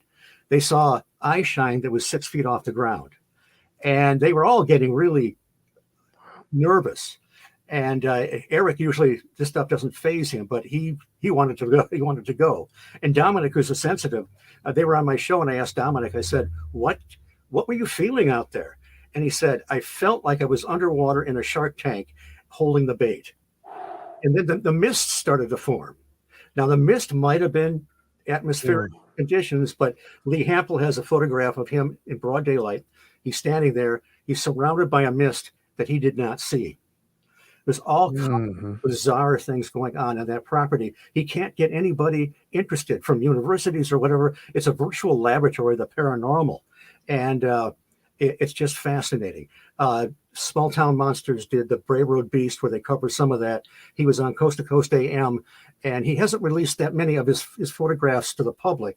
But if you go there, if you visit him at his farm, in one of these presentations, he will show you a lot more. But this is one of these things that just drives me crazy. And I wondered one time, I thought, well, I'm going to go on a wild speculation train. But don't worry, the train's moving very slowly. You can jump off anytime, okay? So what if this intelligence actually created these things like a tulpa, like a construct with the idea of trying to keep people away? Now, it may have backfired if that's the case. I know it's a crazy idea, but it may have backfired because people are flocking there to try to see this thing. But I'm trying to understand what's the connection, and there certainly is a connection, because this intelligence or technology or whatever, it does mask this creature and its activity a good part of the time. But man, that's just such a head scratcher. You're 100% right. I mean, we look at it as sort of a camouflage in a way. Yeah. And I think that's the best way to put it. This is some kind of camouflage, this is, at least that's its purpose, whatever it really is. I couldn't tell you. But it's been reported by too many people. And, I mean, not everybody's crazy, Steve. That's just how there is. I mean, it's the unfortunate reality. You would think otherwise possibly by looking at some social media, but not everyone's crazy, I promise. And you brought up earlier, Steve, that somebody was essentially talking about the image being broken, or the image caster rather being broken, and them seeing something particularly with the infield horror. So this thing's like, oh guys, we hit the wrong button. Yeah. Too many buttons. And we've raised that same point several times in the past about various sightings, from some of the Bigfoot with orbs to a lot of the Dogman stuff. And there's something happening. There is something happening. And it's very uncomfortable for some people. Yeah. Well, people still like to put things in categories. I mean, I do too, but you look at some of the crazy patterns. I mean, we're all familiar with vehicles being stalled in close proximity of a UFO. There was that classic case in West Virginia, near Marlington, I think. W.D. Doc Priestley is cruising along in his car. He's following the hunting bus with his buddies in it. His car stalls, and he looks over to his left and sees a classic Bigfoot standing there. And the Bigfoot, it's even his hair seems to be kind of a static thing going on. So, his mouth is open, and eventually his buddies realize he's not behind him. They turn around, they come back. Mr. Bigfoot hears the bus and recedes back into the woods. He takes off again. I don't know how far he gets, but his car starts to stall again, and his engine actually burns out. And he looks over to his left, and there's the same Bigfoot or his kissing cousin standing there. Now, the funny thing is, he didn't tell anybody what happened for several months because he wanted to come back later and go hunting there. And he was afraid if he told his buddies he saw a Bigfoot, they wouldn't go with him. Now, there's another case in Northumberland, England. Dorothy Strong, I think it is. This is in the 60s. She's in a taxi cab, and they're going along. The cab stalls. It feels like it's being hit by a force field, and the fare meter is going crazy. Well, they look and they see there's a phantom army, like out of history, marching toward them. And as it gets toward the car, it fades away. It turns out it's the Battle of Otterburn from 1388, and they know this because it has manifested before, and they can see the uniforms. So it goes away, and the taxi cab moves off again. Yeah. there was you brought up the Marlington story. There was another one in it's in Fayette County, West Virginia. Similar story where a car was going down the road, a alleged Bigfoot walks out in front of it, and then you see the hair stand up on its end. The car stalls out. This thing sits and stares at him for a minute, and then the hair just drops back down to the body normal, like it didn't have a balloon waved over it. And then the car is able to start back up again. You know, you hear really, really weird stories like that, and you have to ask yourself what really happened here. You know, what actually took place that took your mind off of what was actually happening. But there's a real cause and effect there. Yeah. But, you know, that there's another weird pattern that shows up. And it's, I guess I would call it displaced livestock. You know, the classic story out of The Hunt for the Skinwalker with the Angus bulls. The Shermans were high-end cattle ranchers.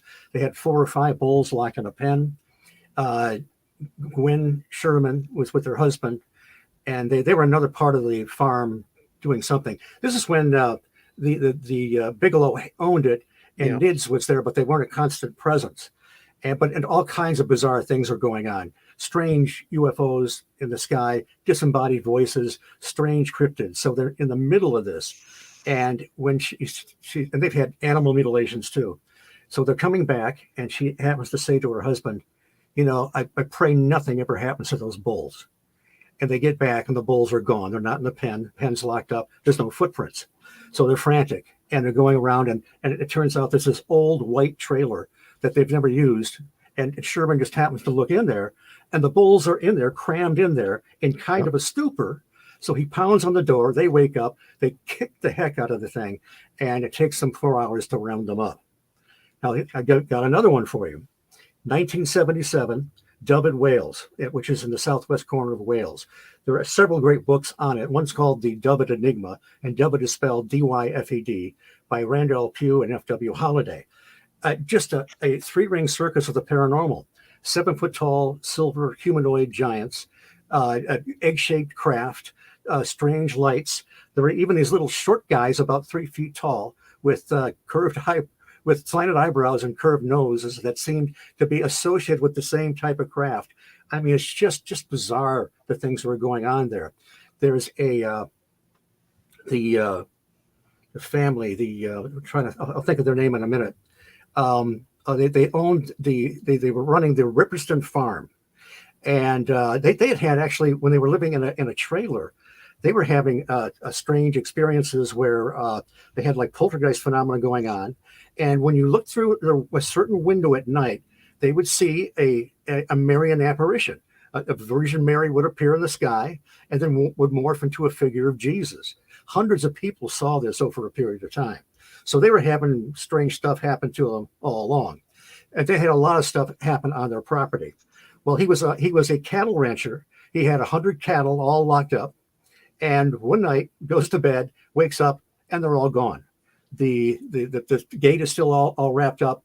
And where are they? A half mile away on the Broadmoor farm. Yeah.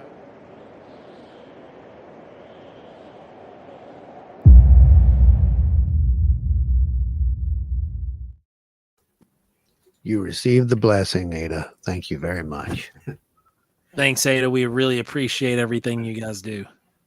That you all are awesome. Yeah, that's amazing, guys. Thank you so much. There's a postscript to that too.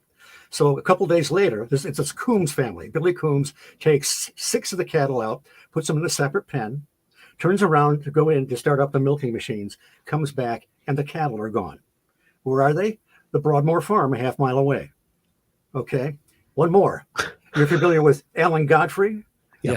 Yes, Alan Godfrey. They had that classic, abduction experience, really. Yes. A police officer in Todmorden, England, and he was on my show. Great guy.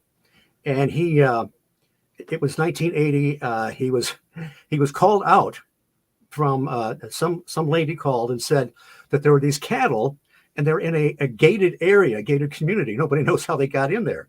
And so he thought it was a joke. He goes out. She said, I might be old, but I'm not crazy. And sure enough, the cattle were there. Well, on the way back to the station, he sees this classic UFO, and he draws the sketch. And then later on, he gets back to the station. He figures out he's missing a half hour.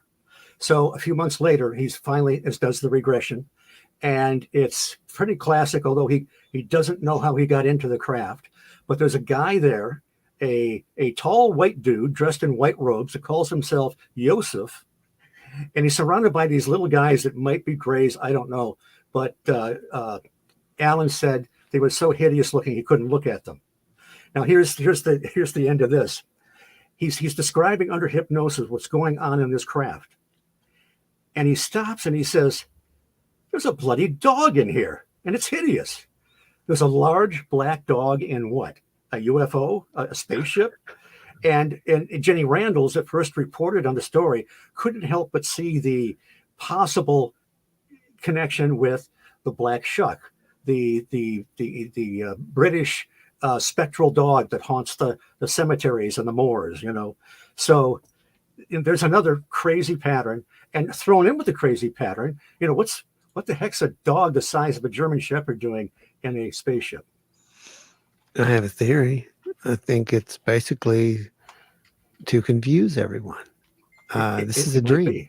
It had to be a dream. It certainly confused me. See, I think that's part of the camouflage. I really do think that's what a lot of the high strangeness is about. It's a way to hide. I mean, it's either that or it's a validation point. I don't know which one. But if I want you to believe something's a dream, I'm going to put something kind of off the wall like that in there, you know, that's kind of like, well, this can't be real. What? That makes no sense. Why is that there? That's true. And as you know, a lot of times people, when they had their experience, they wouldn't tell the highest, strangest stuff about it, the really bizarre stuff. They were afraid that they were not going to be believed. Well, that still happens today with all kinds of sightings. They leave out certain bits and pieces because they just seem too bizarre, and they're already taking a stretch out on a limb. To be honest with you, they're hard to even process when you have them. Yeah. So sharing them. And when you're sharing it with somebody, that person feels like you're leaning out on a limb just to share the story. You know, they'll hold back some of the most bizarre and crazy stuff until a few years later when they hear somebody else telling a similar story, but they actually say, well, and then this happened. It's like that, but wait, there's more moment. Yeah, and then when they say that, it turns into a trickle effect, and all these other people will hear it, and like the same thing happened to me, and then they'll come forward and say, okay, well, here's what all really happened. And what about the bizarre stuff? You know, even like the Men in Black phenomena. Some of these guys seem to manifest in bedrooms. You know, so I don't think they're government agents. And some of them seem to be wearing checkered shirts. The man in the I heard a story from John Keel would talk about the man in the checkered shirt, this apparition that would show up. Well, I was at a relative's house some years ago in Tennessee, and he had a lady friend over, and you know how people start talking about the paranormal. She talked about this man that manifested at the foot of her bed. And she looked real puzzled for a minute. She said, it was funny. He was wearing a checkered shirt. And I thought, wow. Validating John Keel. And also he got a report from, or actually Mary Heyer got it.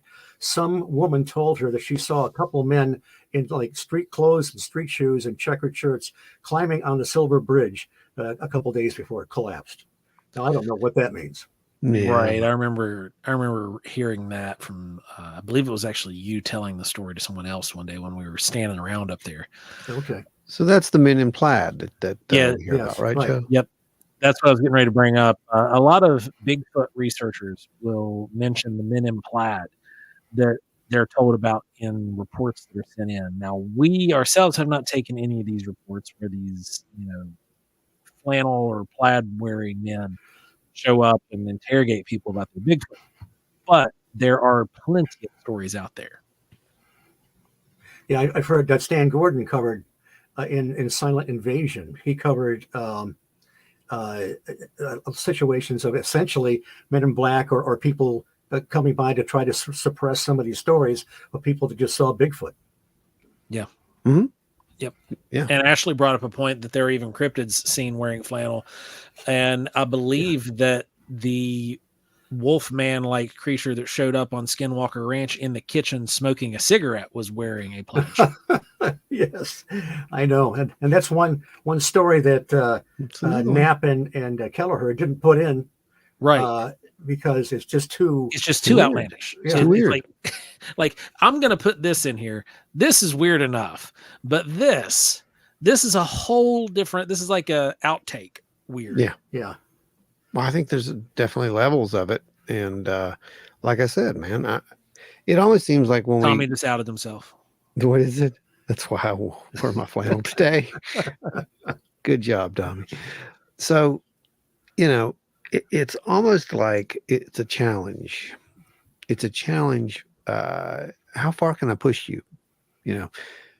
Before you either stop believing this or believe the lie, so to speak, and then tell everyone what I want you to know. I mean, that's kind of what some of this stuff points toward, that there is an external intelligent guiding factor that is manipulating a vast amount of people. John Keel, at the end of the Mothman Prophecies, and maybe it's one of the afterwards, I'm not sure, he quotes Charles Fort, and Charles Fort says, "If there's a universal mind, must it be sane?" Boy, that's a very unsettling thought. That's a good point, though. Yeah, because we literally are dealing with things that are mind breaking. No one's going to believe you if you tell this story. Go ahead, and it almost seems like that's what some of this is. It's like, go ahead. What does it tell you about us that we pursue this stuff? Yeah, right. Like, what does that tell you about us? Is it okay if I talk about the Mothman Museum a little bit? I want you to talk about the Mothman Museum as much as you can. I'd like to hear some scoop on that, if you don't mind. Well, Jeff Walmsley is the curator. He's also the co-founder of the Mothman Festival. The Mothman Museum was founded in 2006.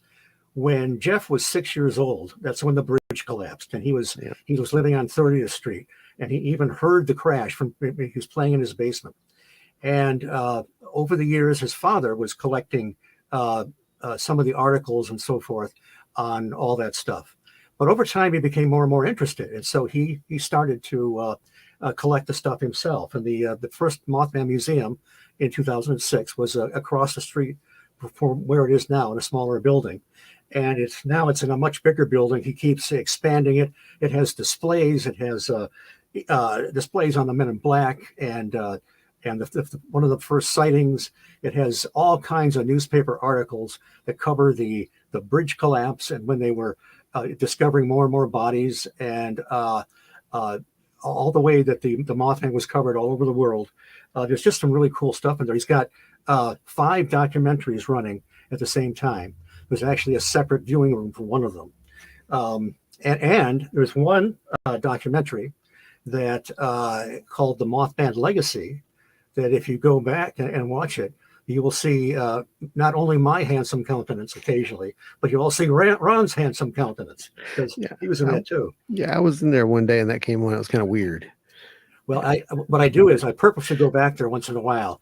And if I'm up there on the screen and I can get somebody's attention, I'll say, "Look at that guy. He's strikingly handsome, but he's so full of himself." One of the cool things in the museum, I love the museum, by the way, and I do remember when it was in the old Point Pleasant Trading Company building. Right. I believe is where it was originally. Yeah. And it was just so much stuff. And now there's even more stuff. And it's just like you could go twice the size of that building and not put it all in there. I've seen some of the behind the scenes stuff. Right. And it's like, oh my God. But one of the coolest things down there, I think, is the original Woody Derenberger tapes are there. Reel-to-reel tapes, right? The reel-to-reel. And I remember when I seen that for the first time, I was like, oh my God, there they are. That's history. So yeah, you guys have some incredible history down there. And then of course you step outside and you can see the majestic Mothman statue. I mean, there it is. 20 years now, Bob Roach. Yeah. And I will wander back and forth, and I will if there's a family out there or whatever, I'll offer to take their picture, so they don't have to send the kid out they don't like very much to take the picture, you know. So and then I have a routine. I take the picture, and then I'll point up. If you look to the left, the man in black, the man in black on the second story window, and the reaction of people is so cool. I mean, they're really shocked for a minute. And of course, it's just a mannequin dressed up like a man in black. But it's at night, Jeff leaves the light on up there, so it really highlights it. Oh my god! But then I ask people if they want to know the secret of the Mothman. They don't want to go home without experiencing the full Monty. Okay, so I bring them back behind the statue, and behold, the shiny hiney. Yeah, I don't know what possessed Bob Roach to do that, but I also tell people sometimes that I was the model for that, but nobody's bought it so far. Oh my gosh! But people do terrible things back there. They slide their charge card. I always tell them, you better check your bill when you get home. They stick quarters back there. They slap it. They do things I can't repeat on your show or I'd be arrested. But then but there's a camera that catches it all. Yeah, so there's a camera that catches every bit of it. That's the payoff. I say, oh, by the way, that black dot up there by the man in black, that's our 24/7 moth cam. That means right now people all over the world just saw you take a picture of Mothman's caboose. And then there's the Mothman Festival. Oh boy, is there. Yeah. Now you guys know about the festival. Oh yeah. We've heard of it. And the thing I tell people is it's free except one thing, the TNT hayride. Have you guys ever been on the hayride? I've never been lucky enough to go on the hayride. Okay. Never been on the hayride. That's the only thing you got to buy a ticket for. I say get in line early and on Saturday morning. And this year it was over a block long. Yes, I know. It was out to the river. There's three of us out there. There's three tractors and three carts. Two of them are proper hay rides with bales of hay. I get the old man cart. One Steve's on. Yeah, that's the old man cart with the nice comfortable seats, you know. And I spent 3 days setting up in the TNT area ahead of time, climbing up on ladders, hanging up big giant spider webs and fuzzy spiders and lighting up their eyes and putting together critters like a combination of a giant spider and a wolf head. That was something. But so it's a little bit like a Halloween hayride, but there's a guaranteed flyover of the Mothman. And those of you who have been in the museum, if you look up in the ceiling, there's a Mothman up there. Well, the infamous John and Tim Frick that portray the Men in Black by day fly the Mothman by night. They hide behind in the old acid plant. They run him down a wire. They light up his eyes with battery power, and they have this ingenious low-tech hand crank delivery system. I used to go back there and watch them do it, and then they blast a sound effect over speakers that I cannot tell you the source because they could be arrested. They've never paid royalties, and I don't want them to end up with ankle bracelets, you know. So anyway, it's the area, the TNT area where the hayride takes place. Oh, by the way, the Men in Black try to turn you away as soon as you go in there. They've got bullhorns and so forth. One year, they actually had a golf cart with a siren and a flashing light, and they would chase you to a certain degree into the TNT area. And then they would pretend like they ran out of gas or something like that. The guys are just hilarious. That's awesome. So and then I shouldn't say this, but I guess I will. When it's just about all over, I will tell people, I say, oh, I think we're safe. We're out of the woods now. We can just relax. Well, there's a couple guys in ghillie suits that you can't see in the dark. And even if you put a flashlight over there, if they hunker down, they just look like a little bump in the clearing. And they will jump on the cart and just scare the hell out of people. Yeah. So, and then when you're leaving, the Men in Black harass you again. So it's just, it really is fun. And again, the area is that the TNT area that's super creepy in the daytime, extra creepy at night, and it's just an absolute blast. Well, speaking of the TNT area, my friend, we are, I hear, supposed to have a workshop in that zone at some point next year. Indeed. And you're going to be present. Is that correct? Is that right? That's the rumor. Is that what I hear? I heard a rumor about that. It's part of the legend. Someone told me that there was a legendary legend that was going to be there. So But now we just have to worry about the Men in Black showing up too. now we just worry about the Men in Black showing up. Oh, they just show up on the for the hayride. You know, they don't see If that happens, it's going to be worth your money, kids. Yeah. I'll tell you that. But yeah, seriously, it's going to be a lot of fun. And we are going to attempt some very interesting experiments out there. We've got somebody who wants to come along, who's going to be sort of a guinea pig, I think. And we're going to try this out. It ain't going to be you. You're okay. We're not going to use you as a guinea pig. Don't worry. You're the guest. You're the knowledge bank on this one. So it's going to be your time to shine. Sounds good. But yeah, it's going to be a lot of fun. It's going to be a blast. But we know that's going to go fast. Boone's here. Boone, Look, can't wait to see you this weekend, buddy. I said workshop and Boone showed up. What do you think about that? That's weird, ain't it? That's weird. That's where we met Boone, was in the workshop. That's what I'm saying. It's just weird. Yeah. More synchronicities. I know. That's just, I'm starting to see patterns everywhere. I need to stop. And yes, the workshop will be absolutely awesome, Ada. Go ahead. What streets is in there? What? We were out one night in one of the igloos and a lone child just popped up. Kind of terrifying until we realized his family was out on the trail. Yeah. Well, that would do it for you. That would have been, I'd have not trusted the kid. I'm like, sorry, kid, you're getting yeeted into the lake. Yep. That's how that went. You are perfect throwing size. That's yeah, right.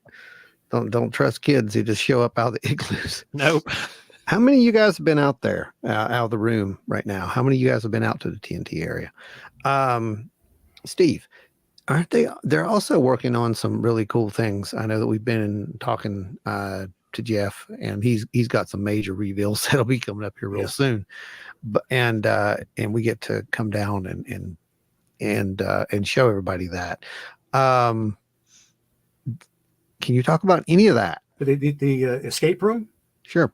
Yeah, okay. I was in it earlier before. It hasn't been completed yet. But you got out, so it's obviously. Well, unfortunately, it wasn't the booby traps weren't set up yet, so I think it was good. Yeah. And it's a Mothman escape room, and there's like Mary Hyer's office. There's going to be sort of the inside of an igloo, I think. So there's a few things, and I don't know how it's going to work, but that's going to be cool. He's going to have a miniature golf course upstairs. Yep. That it'll be one of those fluorescent ones, where it's dark. The best one. Yes. Yeah. I played one of those up on Mackinac Island, Michigan, one time. That was a blast. Those are the two things I know of. He does. I think the tours might be done for the year. On Saturdays, he'll do a couple of nice tours where it takes people through town. You get some of the real history. I know the weird history much better, and it takes you out to the TNT area and so forth. That's really cool. Yeah, because you guys got a bus not too long ago or something, didn't you? Yeah. I mean, he's got a little bus. Yeah, a little bus. Yeah. I think they rent the big ones for the festival. Yeah. Yes. But I'm not part of that. Yeah. So Point Pleasant is literally the place that learned in all the places in West Virginia to embrace its all legend. The places in the world Next to Roswell. It is so cool. I meet people from all over the world that have come to the museum.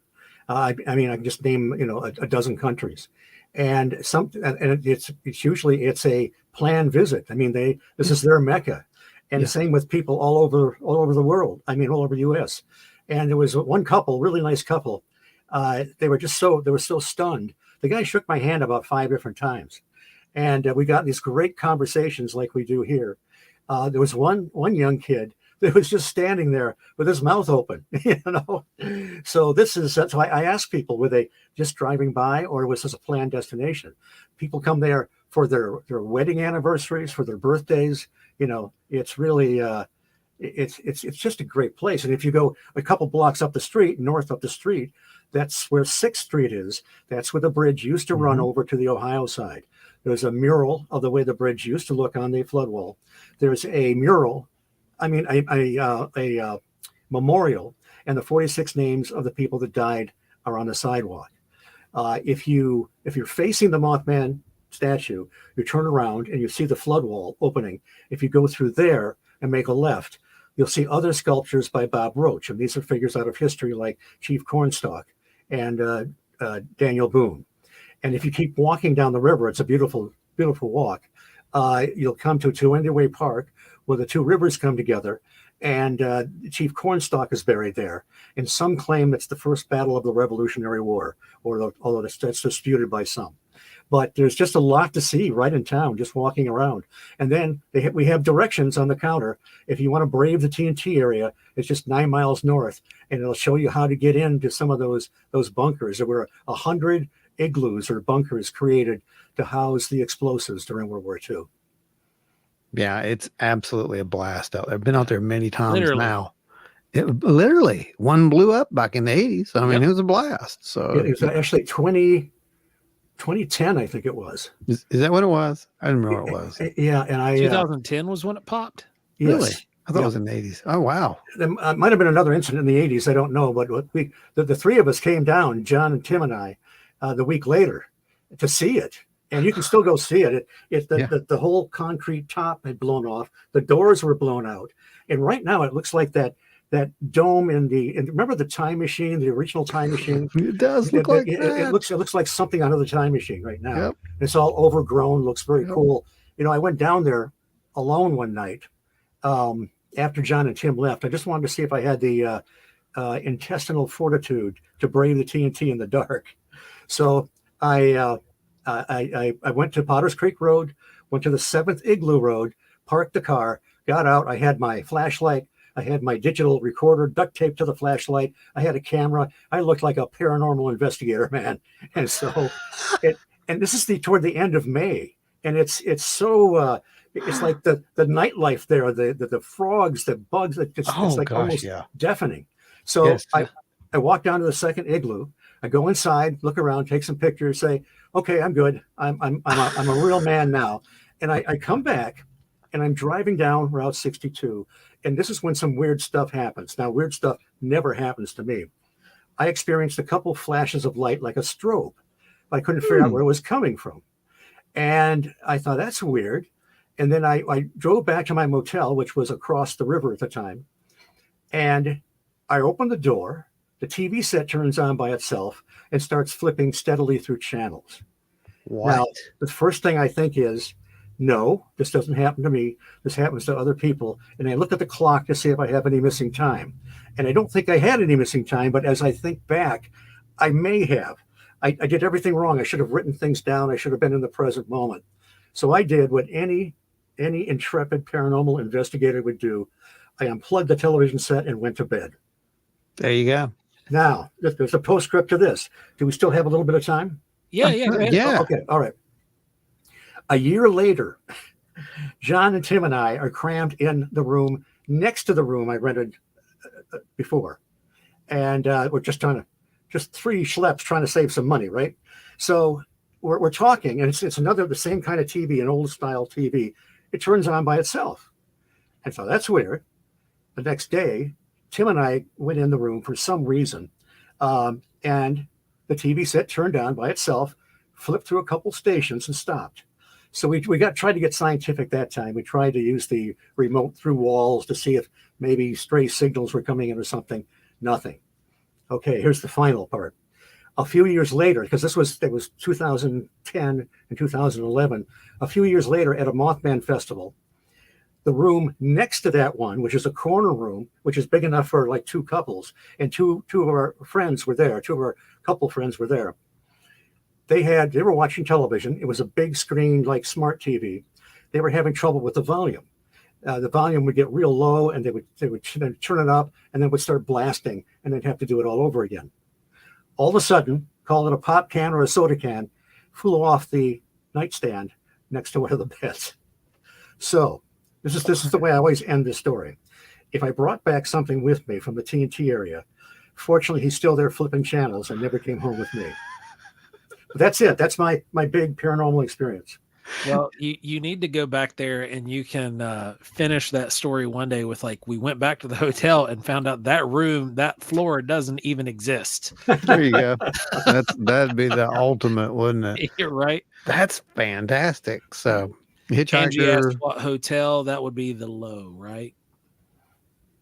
No, that was this was across the river. Oh, okay. You Gallup were Bliss. in Yeah. Guyandotte. Right. Now the low, I talked to a lady that had an experience. Robin Bellamy was a Mothman witness when she was 10 years old, and she grew up in Point Pleasant. I think she still lives in Toronto now, and she would come to the festival occasionally. In 2006, she was renting a room at the Low, staying in a room, and she walked into a room which wasn't locked, and there's a man standing by the window, and he says something about his boat coming in tomorrow or something like that, and she figures, it's just some guy that got turned around or lost at the in the hotel, and then she notices his legs don't go all the way to the floor, so she's inching back toward the table where her camcorder is sitting, and of course by the time she gets there, he's gone. So eventually she does some research and finds this guy in history. He was a captain that ran a boat up and down the Ohio. Wow. And she wrote a book, I think, called The Haunts of the Low Hotel, where, Teresa just said that Robin passed a few months back. She was quite a great lady, and she would speak at the festival sometimes. She'll be missed. Wow. And Rosemary Ellen Guiley told me that she was sitting in the lobby, I think, and doing some work, and she looked up, and there's a kind of a mezzanine or something up there, and she saw a woman in white looking at her over this little ledge, and then she vanished. So, and again, I've stayed there several times in the past. I don't see anything. But go across the river. Yeah, go across the river to a more modern motel. Well, you did that apparently. So I'm if that guy's happy flipping channels, that's good for me. That's all on you, Steve. You're the one who dropped off a hitchhiker there apparently. But wow, I'll tell you what, guys. Yeah, I mean, this show is supposed to have been about obscure cryptids, but it kind of does what the show always does. It kind of takes on life of its own. Strangeness. But it's okay because this is a good stuff. This is a really good workup for what our presentation is going to be on this week, this weekend out there at CryptidCon. So you want to give them a little teaser while we still got some? I mean, they may have seen it. If not, you can go ahead and pop that up there. Yeah. If not, you guys enjoy.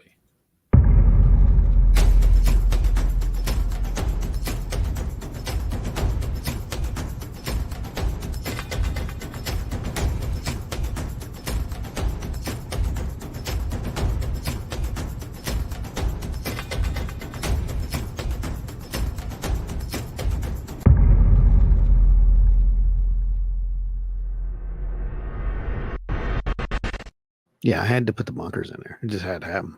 But the whole point is it's putting the pieces together, pieces of the puzzle together that we've been talking about for years, and that's what we're gonna kind of do. We're gonna put this stuff on the table. We're not going to assemble it completely for you because we don't really know what's out there again. And I think Steve just validated all that for us tonight. There's stuff going on, we just don't know what it is, and it seems to be related to other phenomena at times, which is it's part of the data. You can't ignore it, and ignoring it is just doing it a disservice, in my opinion. But we used to put in the old days, we used to put everything in the category, and I remember I used to love Fate magazine, but I had no patience for anything other than the UFO article in there. So I'm going to have a confession to make. I used to rip off the front cover and back cover and take the article out and then staple it together. So for a while I had a collection of the thinnest Fate magazines in the world.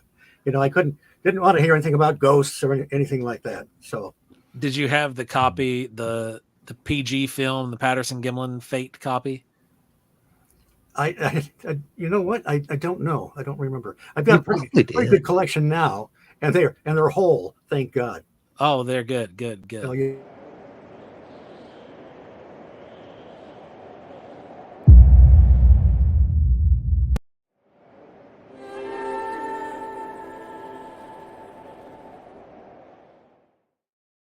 Yeah, I like that little Mothman animation there. It's kind of fun. I actually hand painted him landing. That's why it has that Dragon Ball Z effect when he comes down. I made that smoke swirl. That's hand painted. That's not a fancy CGI effect. I actually painted that. So old school on top of CGI. So yeah. And that's the North Power Plant model I've been working on for about 2 years now. One day it'll be done. So, Yes, thank you very much, Larry, for keeping it free. Everybody, we can't do it without you. We're gonna call this out real quick because we forgot to do it at the beginning of the show, Joe. Well, guys, this show is definitely brought to you by all of our super chatters, the executive producer, Adam Good, Teresa of Teresa's Haunted History of the Tri-State, Dewey Edwards, the Deuster. I think he's out on assignment tonight. Yep. Spooky Appalachia, Larry Hose, Guitar Chains Craig, Travis Erednick, Jeffrey Steele, Russ Bailey, Chris Coots, Ada Cox, Nancy White, Scott Holbrook, Bigfoot Littlefoot, Tommy Swigger, Terry Summerfield, and Sarah Ramsey. Thank you guys for all of your support and everything that you do for us over here at Mothman Radio and keeping it free for eons and eons to come.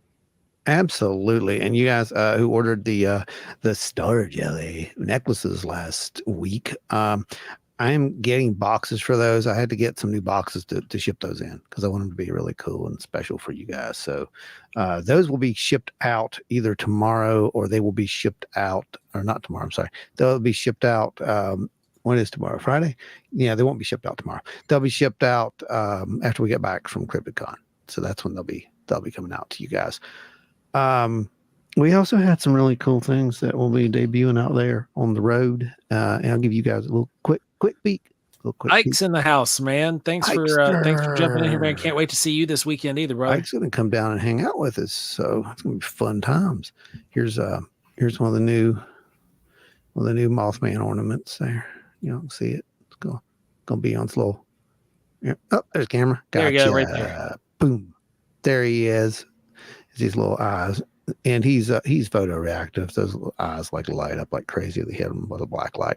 So these are really cool. We'll have those. And then I'm really, really, really, really, really, really excited about the new prints. We have some of those. They'll be coming. Hang on. Put it up there. And it's not deer season without a blaze orange Mothman. Anyway, a blaze orange Mothman. I'm gonna try to pull this back here and get this in. Almost got it. There's a lot of blue in it. That's why it's dropping out. But there you go. You saw it for a second. It was for a split second. There it is. I'm going to try not to move. There is the brand new version of our monsters, our logos there. The Cryptid crew out there in West Virginia. And they have been re-upped and remodified for 2023. Same logo, just went in and painted them a little different and made them look a little cooler, you know. That's a really cool piece. So that'll be debuting. And I love these prints. I'm saving the best one for last, by the way. So this isn't the best one. It's just really, really good. This is our Bigfoot. I'm pulling back out here and get him in the right place. There. It's called the Call of the... Hang on. I'll get it in a second. It's very hard to do this. Oh, come on. Stay. There he is. Thank you, Joseph. But that's it. That's how big it is. It's pretty big. So now you get a good idea. That's and here's the 3D shield. Yeah, that's the 3D shield without the shield, of course. But my favorite one, and this one probably may not show up, I don't know, but we're going to try. This is my absolute favorite one. I'll tell you the story real quick about this. It was right before Mothman Festival. I wanted to do a piece that I had not done before, and I was really wanting to do some pen and ink stuff. So I said, you know what would be really cool? What if we made Mothman a surfer? And I'm like, yeah, I'm going to do that. And I'm like, well, why is Mothman a surfer? Well, he's riding a cosmic wave. So this is the cosmic surfing Mothman. And this is my favorite piece, I think, probably that I have done. I can get it on here. And it's going to be a mystery for all of you guys. There it is. There you go. So, yeah, that's going to be a really cool piece. And I cannot wait to put that one on the table. Matter of fact, I don't typically keep my own prints, but I'm definitely keeping me one of these. This is a cool piece. And I love the new quality of the prints. So very happy. Those are the 3 new ones that you guys will be able to pick up this weekend for the first time ever. And you got the sneak peeky. So there you go. That's what we do here. We like to make sure that our family gets to see what they're paying for.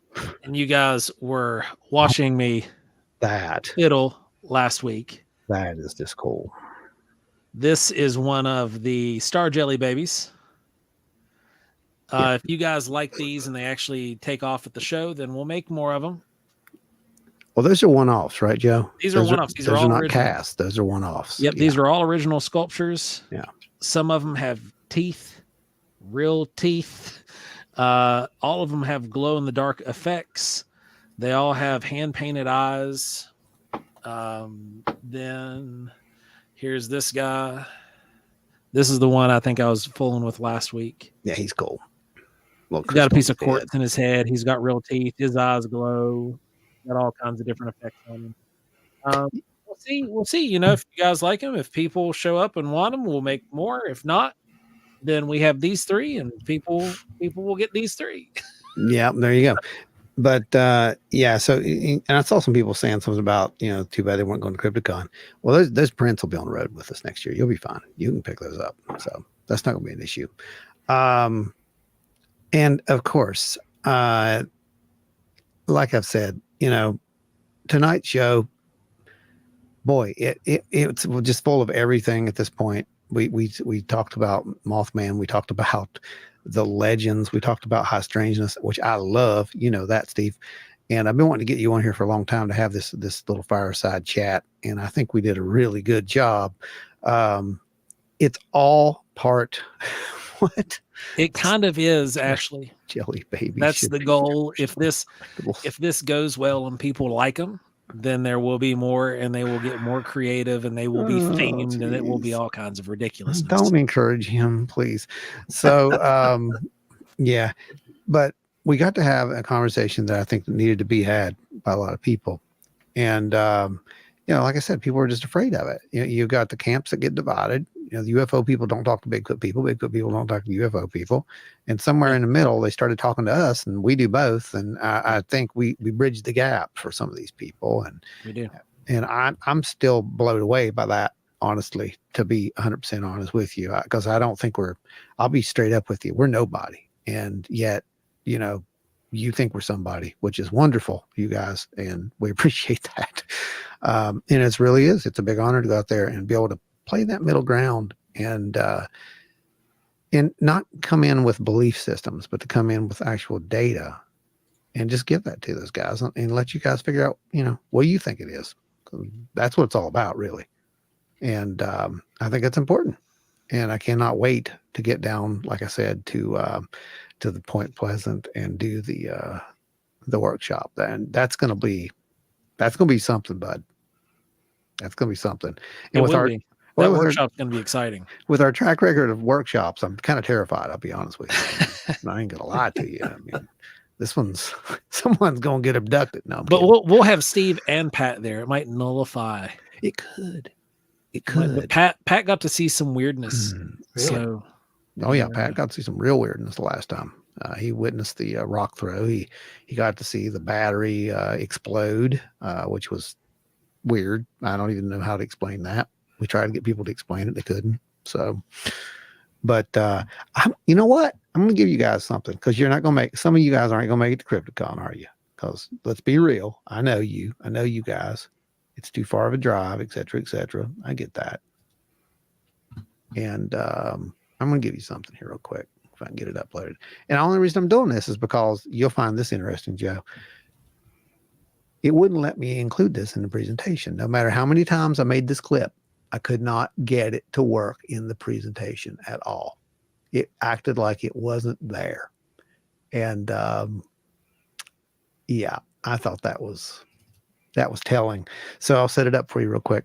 You know, I told you about this, and you guys, I don't know if you guys know or not, because we kind of documented it. We kind of didn't. We documented for us, but we didn't put anything out there because we never really, honestly, ran out of time. It's all in that file of to do stuff. Yeah, that's festival summer season backup up real fast. Yeah. So this was well, actually, I mean, it kind of forgot. I'll be honest with you, Joe. This was from last year, but I was supposed to put it together, and I just didn't get a chance. But I did talk about it. So this was last July, and this was me and my wife, and we were up near Cranberry. We've talked about this a couple times. You heard me talking about Cranberry a few times. Well, this is the first time we went. This isn't the second time. So this isn't the puppy dude kind of whatever thing. This was a different incident.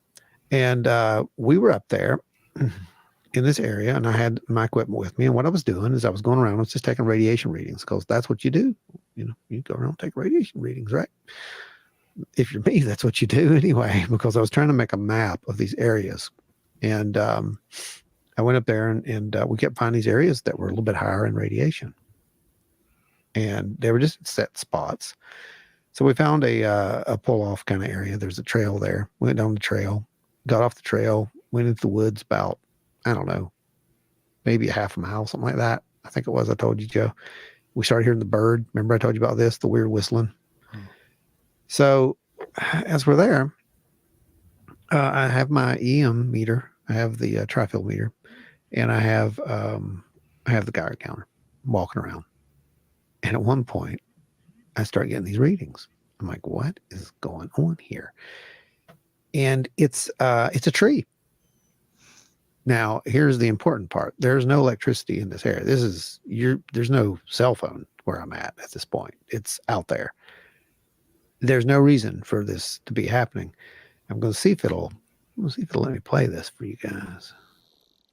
I mean, it's a weak field, but it's here. The funny thing is, it's on electric. It's not on some electromagnetic radiation. Yeah, right here by this tree. Wow. So yes, that tree was giving off EM. It was giving off electromagnetic radiation, and a radio signal, which is weird. We go on past that, go out into the field, and we saw something, and we turned around and came back, because at that point I'm thinking not Bigfoot, I'm thinking black bear, and we're not going to deal with a bear, so we're just going to turn around and go back. As I come back out, I check that tree again. The tree's not doing anything at this point. And all of a sudden, this area that was not active when I went in just lights up. Like everything in there is starting to be reactive. Like something wants us to stay there is what I got. And I'm like, no, we're not doing this. I even say that in the video. I'm like, we're out of here. I'm not falling for this. And we left. And the funny story is I went and we went down to Richwood that day, and I stopped in and talked to Dave Spinks, down there at the shop.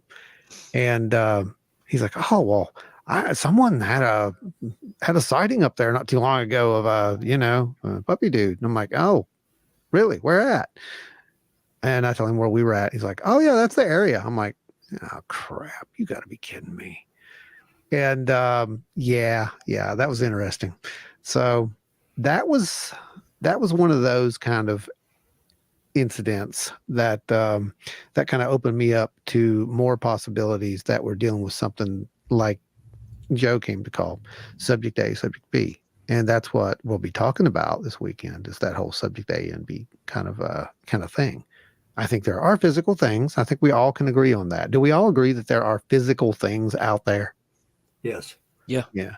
And then there's non-physical things as well that kind of, and it seems that those things are kind of mimicking these other things or following these other things at times. Sort of a reflective factor. Yeah, exactly. So that's what kind of, we're going to be going with at this. Someone already asked, are we going to record this? Here, guys, I'm going to tell you how this works with the presentation. We do record the presentations. We pretty much keep them for us, except for key ones that we'll release. And we'll let out snippets here and there. Yeah, there'll be snippets here and there, but we can't show the whole thing. And there's a very good reason for that. And that's because people like to take your material. And honestly, I don't mean to be one of those, oh, you can't have it. It's like, look, I mean, this is over 5 years worth of data collection. This was a lot of work, is what I'm saying. A lot of work. And it's a lot of pain to get out there and do this stuff and make it happen. So we'll release it in sections, yes. The whole thing, no, we probably won't be doing that. If we ever do that, we'll figure out some way to do that in the future. It'll be an episode here. Yeah, it's going to be something different. It won't be here. It would be an actual episode for you to watch, probably. And it'll be in some way, shape, or form. You'll get to see it, though. You'll see the data. Don't worry. So, I I think we covered about everything. Steve, is there anything you want to touch on? Anything coming up at the museum, or anything that you'd like to plug? Well, I do a podcast called The High Strangeness Factor on the Paranormal UK radio network. My co-host is Andy Mercer, a Brit from across the pond, and he's also my producer. The show wouldn't go out without Andy, and we've been doing it for about 4 years with a couple of hiatuses in between. And I have guest co-hosts on sometimes. I've had quite a variety of guests, and I'm also a correspondent on Mac Maloney's Military X-Files, which is a real hoot most of the time. And it's a lot. There's a lot of us on there, and that's on the same network or many other platforms. I have a book out with Mark Randall, the great graphic artist, called Mothman High Strangeness, and it covers the year of the Garuda. It has illustrations that cover the Men in Black, John Keel, the Silver Bridge, and he and I wrote the pieces for each of the illustrations. And I'm Steve Ward. You can find me on Facebook. I think if you type in Steve Ward and Point Pleasant, you'll probably find me. And if you're around between 12 and 4 on Saturdays, stop by the museum, and I will personally escort you back to the Shiny Heidi. So speaking of you being at the museum, any chance you got to meet Luis Elizondo? meet what? Lou Elizondo. Yeah, Lou was actually there the same day. You remember when no, I did not. Yeah, he was actually there. He took a picture in front of the museum, and I saw that. Okay, right. Yeah, there he is in front of the statue, and there he is. And judging by the light, I would say it's probably about 2 hours before we came into town. So that would it's about 2 in the afternoon. Yeah, it's probably about 2 or 3 hours before we got there. So we missed him too. Don't feel bad, but it would have been cool if he'd have went in. You guys could have kind of met him. That would have been a pretty awesome thing. Right. You're mentioning on Mark. I'm going to pull up this one image of Mark's because I absolutely love this image, and I got to talk to Mark about this, and this is why I like this image so much. How he did this image. That's a actual model car. Wow. For those who don't know the story behind this, that's an actual model car that he did, or it was a little Ertl or something like that, like a die cast. I'm not sure, but that's an actual physical model. And I love how he incorporated this together and made that image. And it's just one of my favorite ones. Like I said, I like this one a lot. And that's what you were talking about. That's who you're talking about, I should say. That's Mark Randall. Yeah, he does good stuff. Yeah. So, yeah, guys, stop in and see old Steve-O down there, and tell him you saw him on the show, and he'll harass him a little bit. He'll laugh at you. He won't give you nothing. He'll just laugh at you. And then I can escort them back and show them our handsome countenances on the Mothman Legacy. Oh God, yeah. Please do that, Steve. Please do that. Actually, that was a really good. I think it was a really good documentary that Seth did. I was very happy to be associated with. I was something of too. that quality. I told him, I was like, man, that's awesome. I mean, and the title's perfect, Legacy. Yeah. And it's cool to be. I mean, I don't know. I would never in a million years, like you said. I mean, here we are. Never in a million years would I imagine that I'd be in a film about the Mothman of all things, which is just absolutely it's awesome. It's an honor. And cool. Also, I do have a cameo in the first one, the Mothman of Point Pleasant. You have to watch very carefully. Now, toward the end, when they're doing the recap, there's a still photograph of Tom Urey, one of the Mothman witnesses, and the camera's closing in. And if you look off to the right, quickly enough, you'll see the back of my head. Really? And you could tell I was going to be a star from that. Oh, yeah. From that moment. That's your origin story. That's like the first appearance. That one's worth a fortune. Nice haircut too. That one, yeah. But I think those two are actually meant to be watched together. I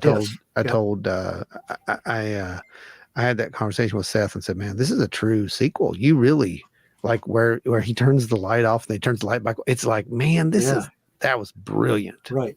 Like he did that as a great, perfect story. I think perfect story. So if you haven't seen it, go watch it, guys. That's what we're saying. Go watch them both. Actually, they're really good. Watch them back to back. They're fantastic. Yeah. And I think this has been the best Mothman Days since its inception. Don't you think, Joe? Agreed. Yeah, absolutely. Steve, fantastic. Thank you, gentlemen. It's really a pleasure to be on your show. Well, it was great to finally get you here. So we'll get you back at some point, maybe for an actual real podcast and put you on the serious side of it. And, but I think it was really good. So, well, thanks again, guys. Thank you, my friend. Well, guys, remember this weekend, we're leaving tomorrow. Yeah. You're in Lexington tomorrow. You'll be able to catch me. Ron will be getting there a little bit later. Come hang out with us at CryptidCon. It's going to be an absolute ball. Everybody that is anybody shows up to CryptidCon because it's absolutely fun. The thing to do. It is such a good time. You guys don't want to miss it. If you're able to make the few hours drive from whichever direction you're going, or if you're much closer, swing by, come in, hang out with everybody, and rub shoulders with people, because this community is way, way smaller than what you think. We need to get it bigger. We need to keep it going. And that's why we need your support out there on the road for this kind of things. And by support, I mean, come fill those seats up at that lecture. Come and fill those seats up, because I guarantee you're gonna learn some stuff. I promise you that. Yep. And if you liked anything that you heard tonight, you're really going to love some stuff out there. You can learn some stuff. Like Joe said, I will not be there tomorrow evening. I'll actually be at TSO. I'm going to kick off the start of the official holiday season tomorrow. I may even have the Santa hat on next week. I don't know yet. It's just hard to say. It could happen. Just be prepared for anything at this point, because now we've come out of Mothman Days. We're going into MOTHIE Christmas. That's right. That's what's coming up next. Don't worry. It's got a song and everything. It's great. The song's been around for 4 years now. One day someone's going to sing that darn song. You know that? I thought they did. Nope. No one's ever done it. I even offered them a contest one year. Whoever sang the song, we were going to give them a prize. That's right. Single no person one took us up on it. I remember that. Nope. Boone said he's driving 5.5 hours. Hey, dude, I'll see you tomorrow, my friend. That's awesome. Ike, see you tomorrow. Ron, you'll see him on Saturday morning. You'll see me on Saturday morning. It's going to be a great time. I can't wait. I'm excited. And Steve, I'll see you in a couple of weeks. So, because I guess we'll come back down that way. Okay, good. And gonna have a couple of goodies for you guys. So we'll be down there. Looking forward to it. Well, everybody, thanks for tuning in to Wild and Weird Radio Live. You guys are all awesome. Thank you to all of our super chatters, everybody who makes this show possible, for everybody for eons and eons to come. You are all absolutely amazing, and we love each and every one of you guys. You guys are what make this thing possible. You guys are what keep us rolling, keep us on the road, and we can't thank you enough. Steve, awesome time. Always good time talking with you, buddy. Always. And we can't wait to have you back for a standard regular show, and we can really get deep. John Keel would be proud. Well, good. Hi. I was going to say something clever, but I just lost it. So you missed wearing your red shirt tonight, Steve. I know, but I do have that. UFOs. I saw that. Oh yeah, I see it now. Yeah. I was so hoping you'd wear the Keel shirt, but I've got a couple Keel shirts.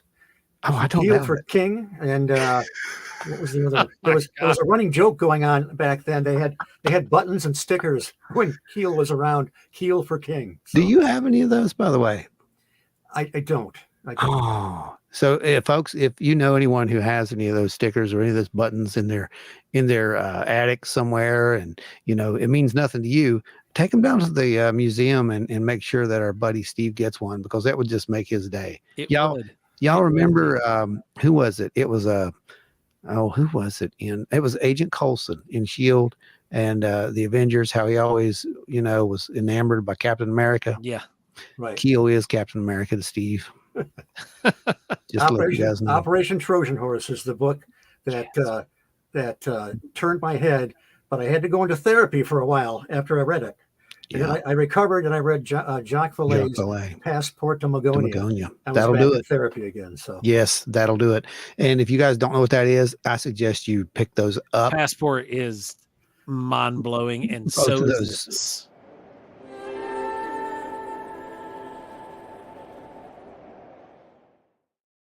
I think it was a passport. But both of those books together, you come to a pretty stark conclusion that something's going on. We don't know what it is. It doesn't want us to know what it is for some reason. And here we are. So until next time, guys, Joe, take us home. Well, if you guys have had a sighting that you'd want to report the way that Tommy did, you can head over to wildandweirdwv.com, click on the report a sightings tab, send it in, fill out the little questionnaire. We'll get back with you. Obviously, we had Tommy on the show. It's been like less than 24 hours since this sighting happened.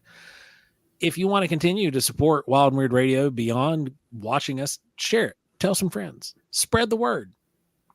Tell everybody. Come by us. Pick up some of our cards. Randomly plant them on people's windshields. New cards, too. New cards. Brand new cards. You guys will card collectors come get They're the best cards. They are fantastic cards. Yes. Everybody. Can't wait to see you all this weekend. And remember, if you see a dark looming shadow hanging over you tonight, it might just be me to collect your teeth to make more star jelly babies. Stay wild and weird, everybody.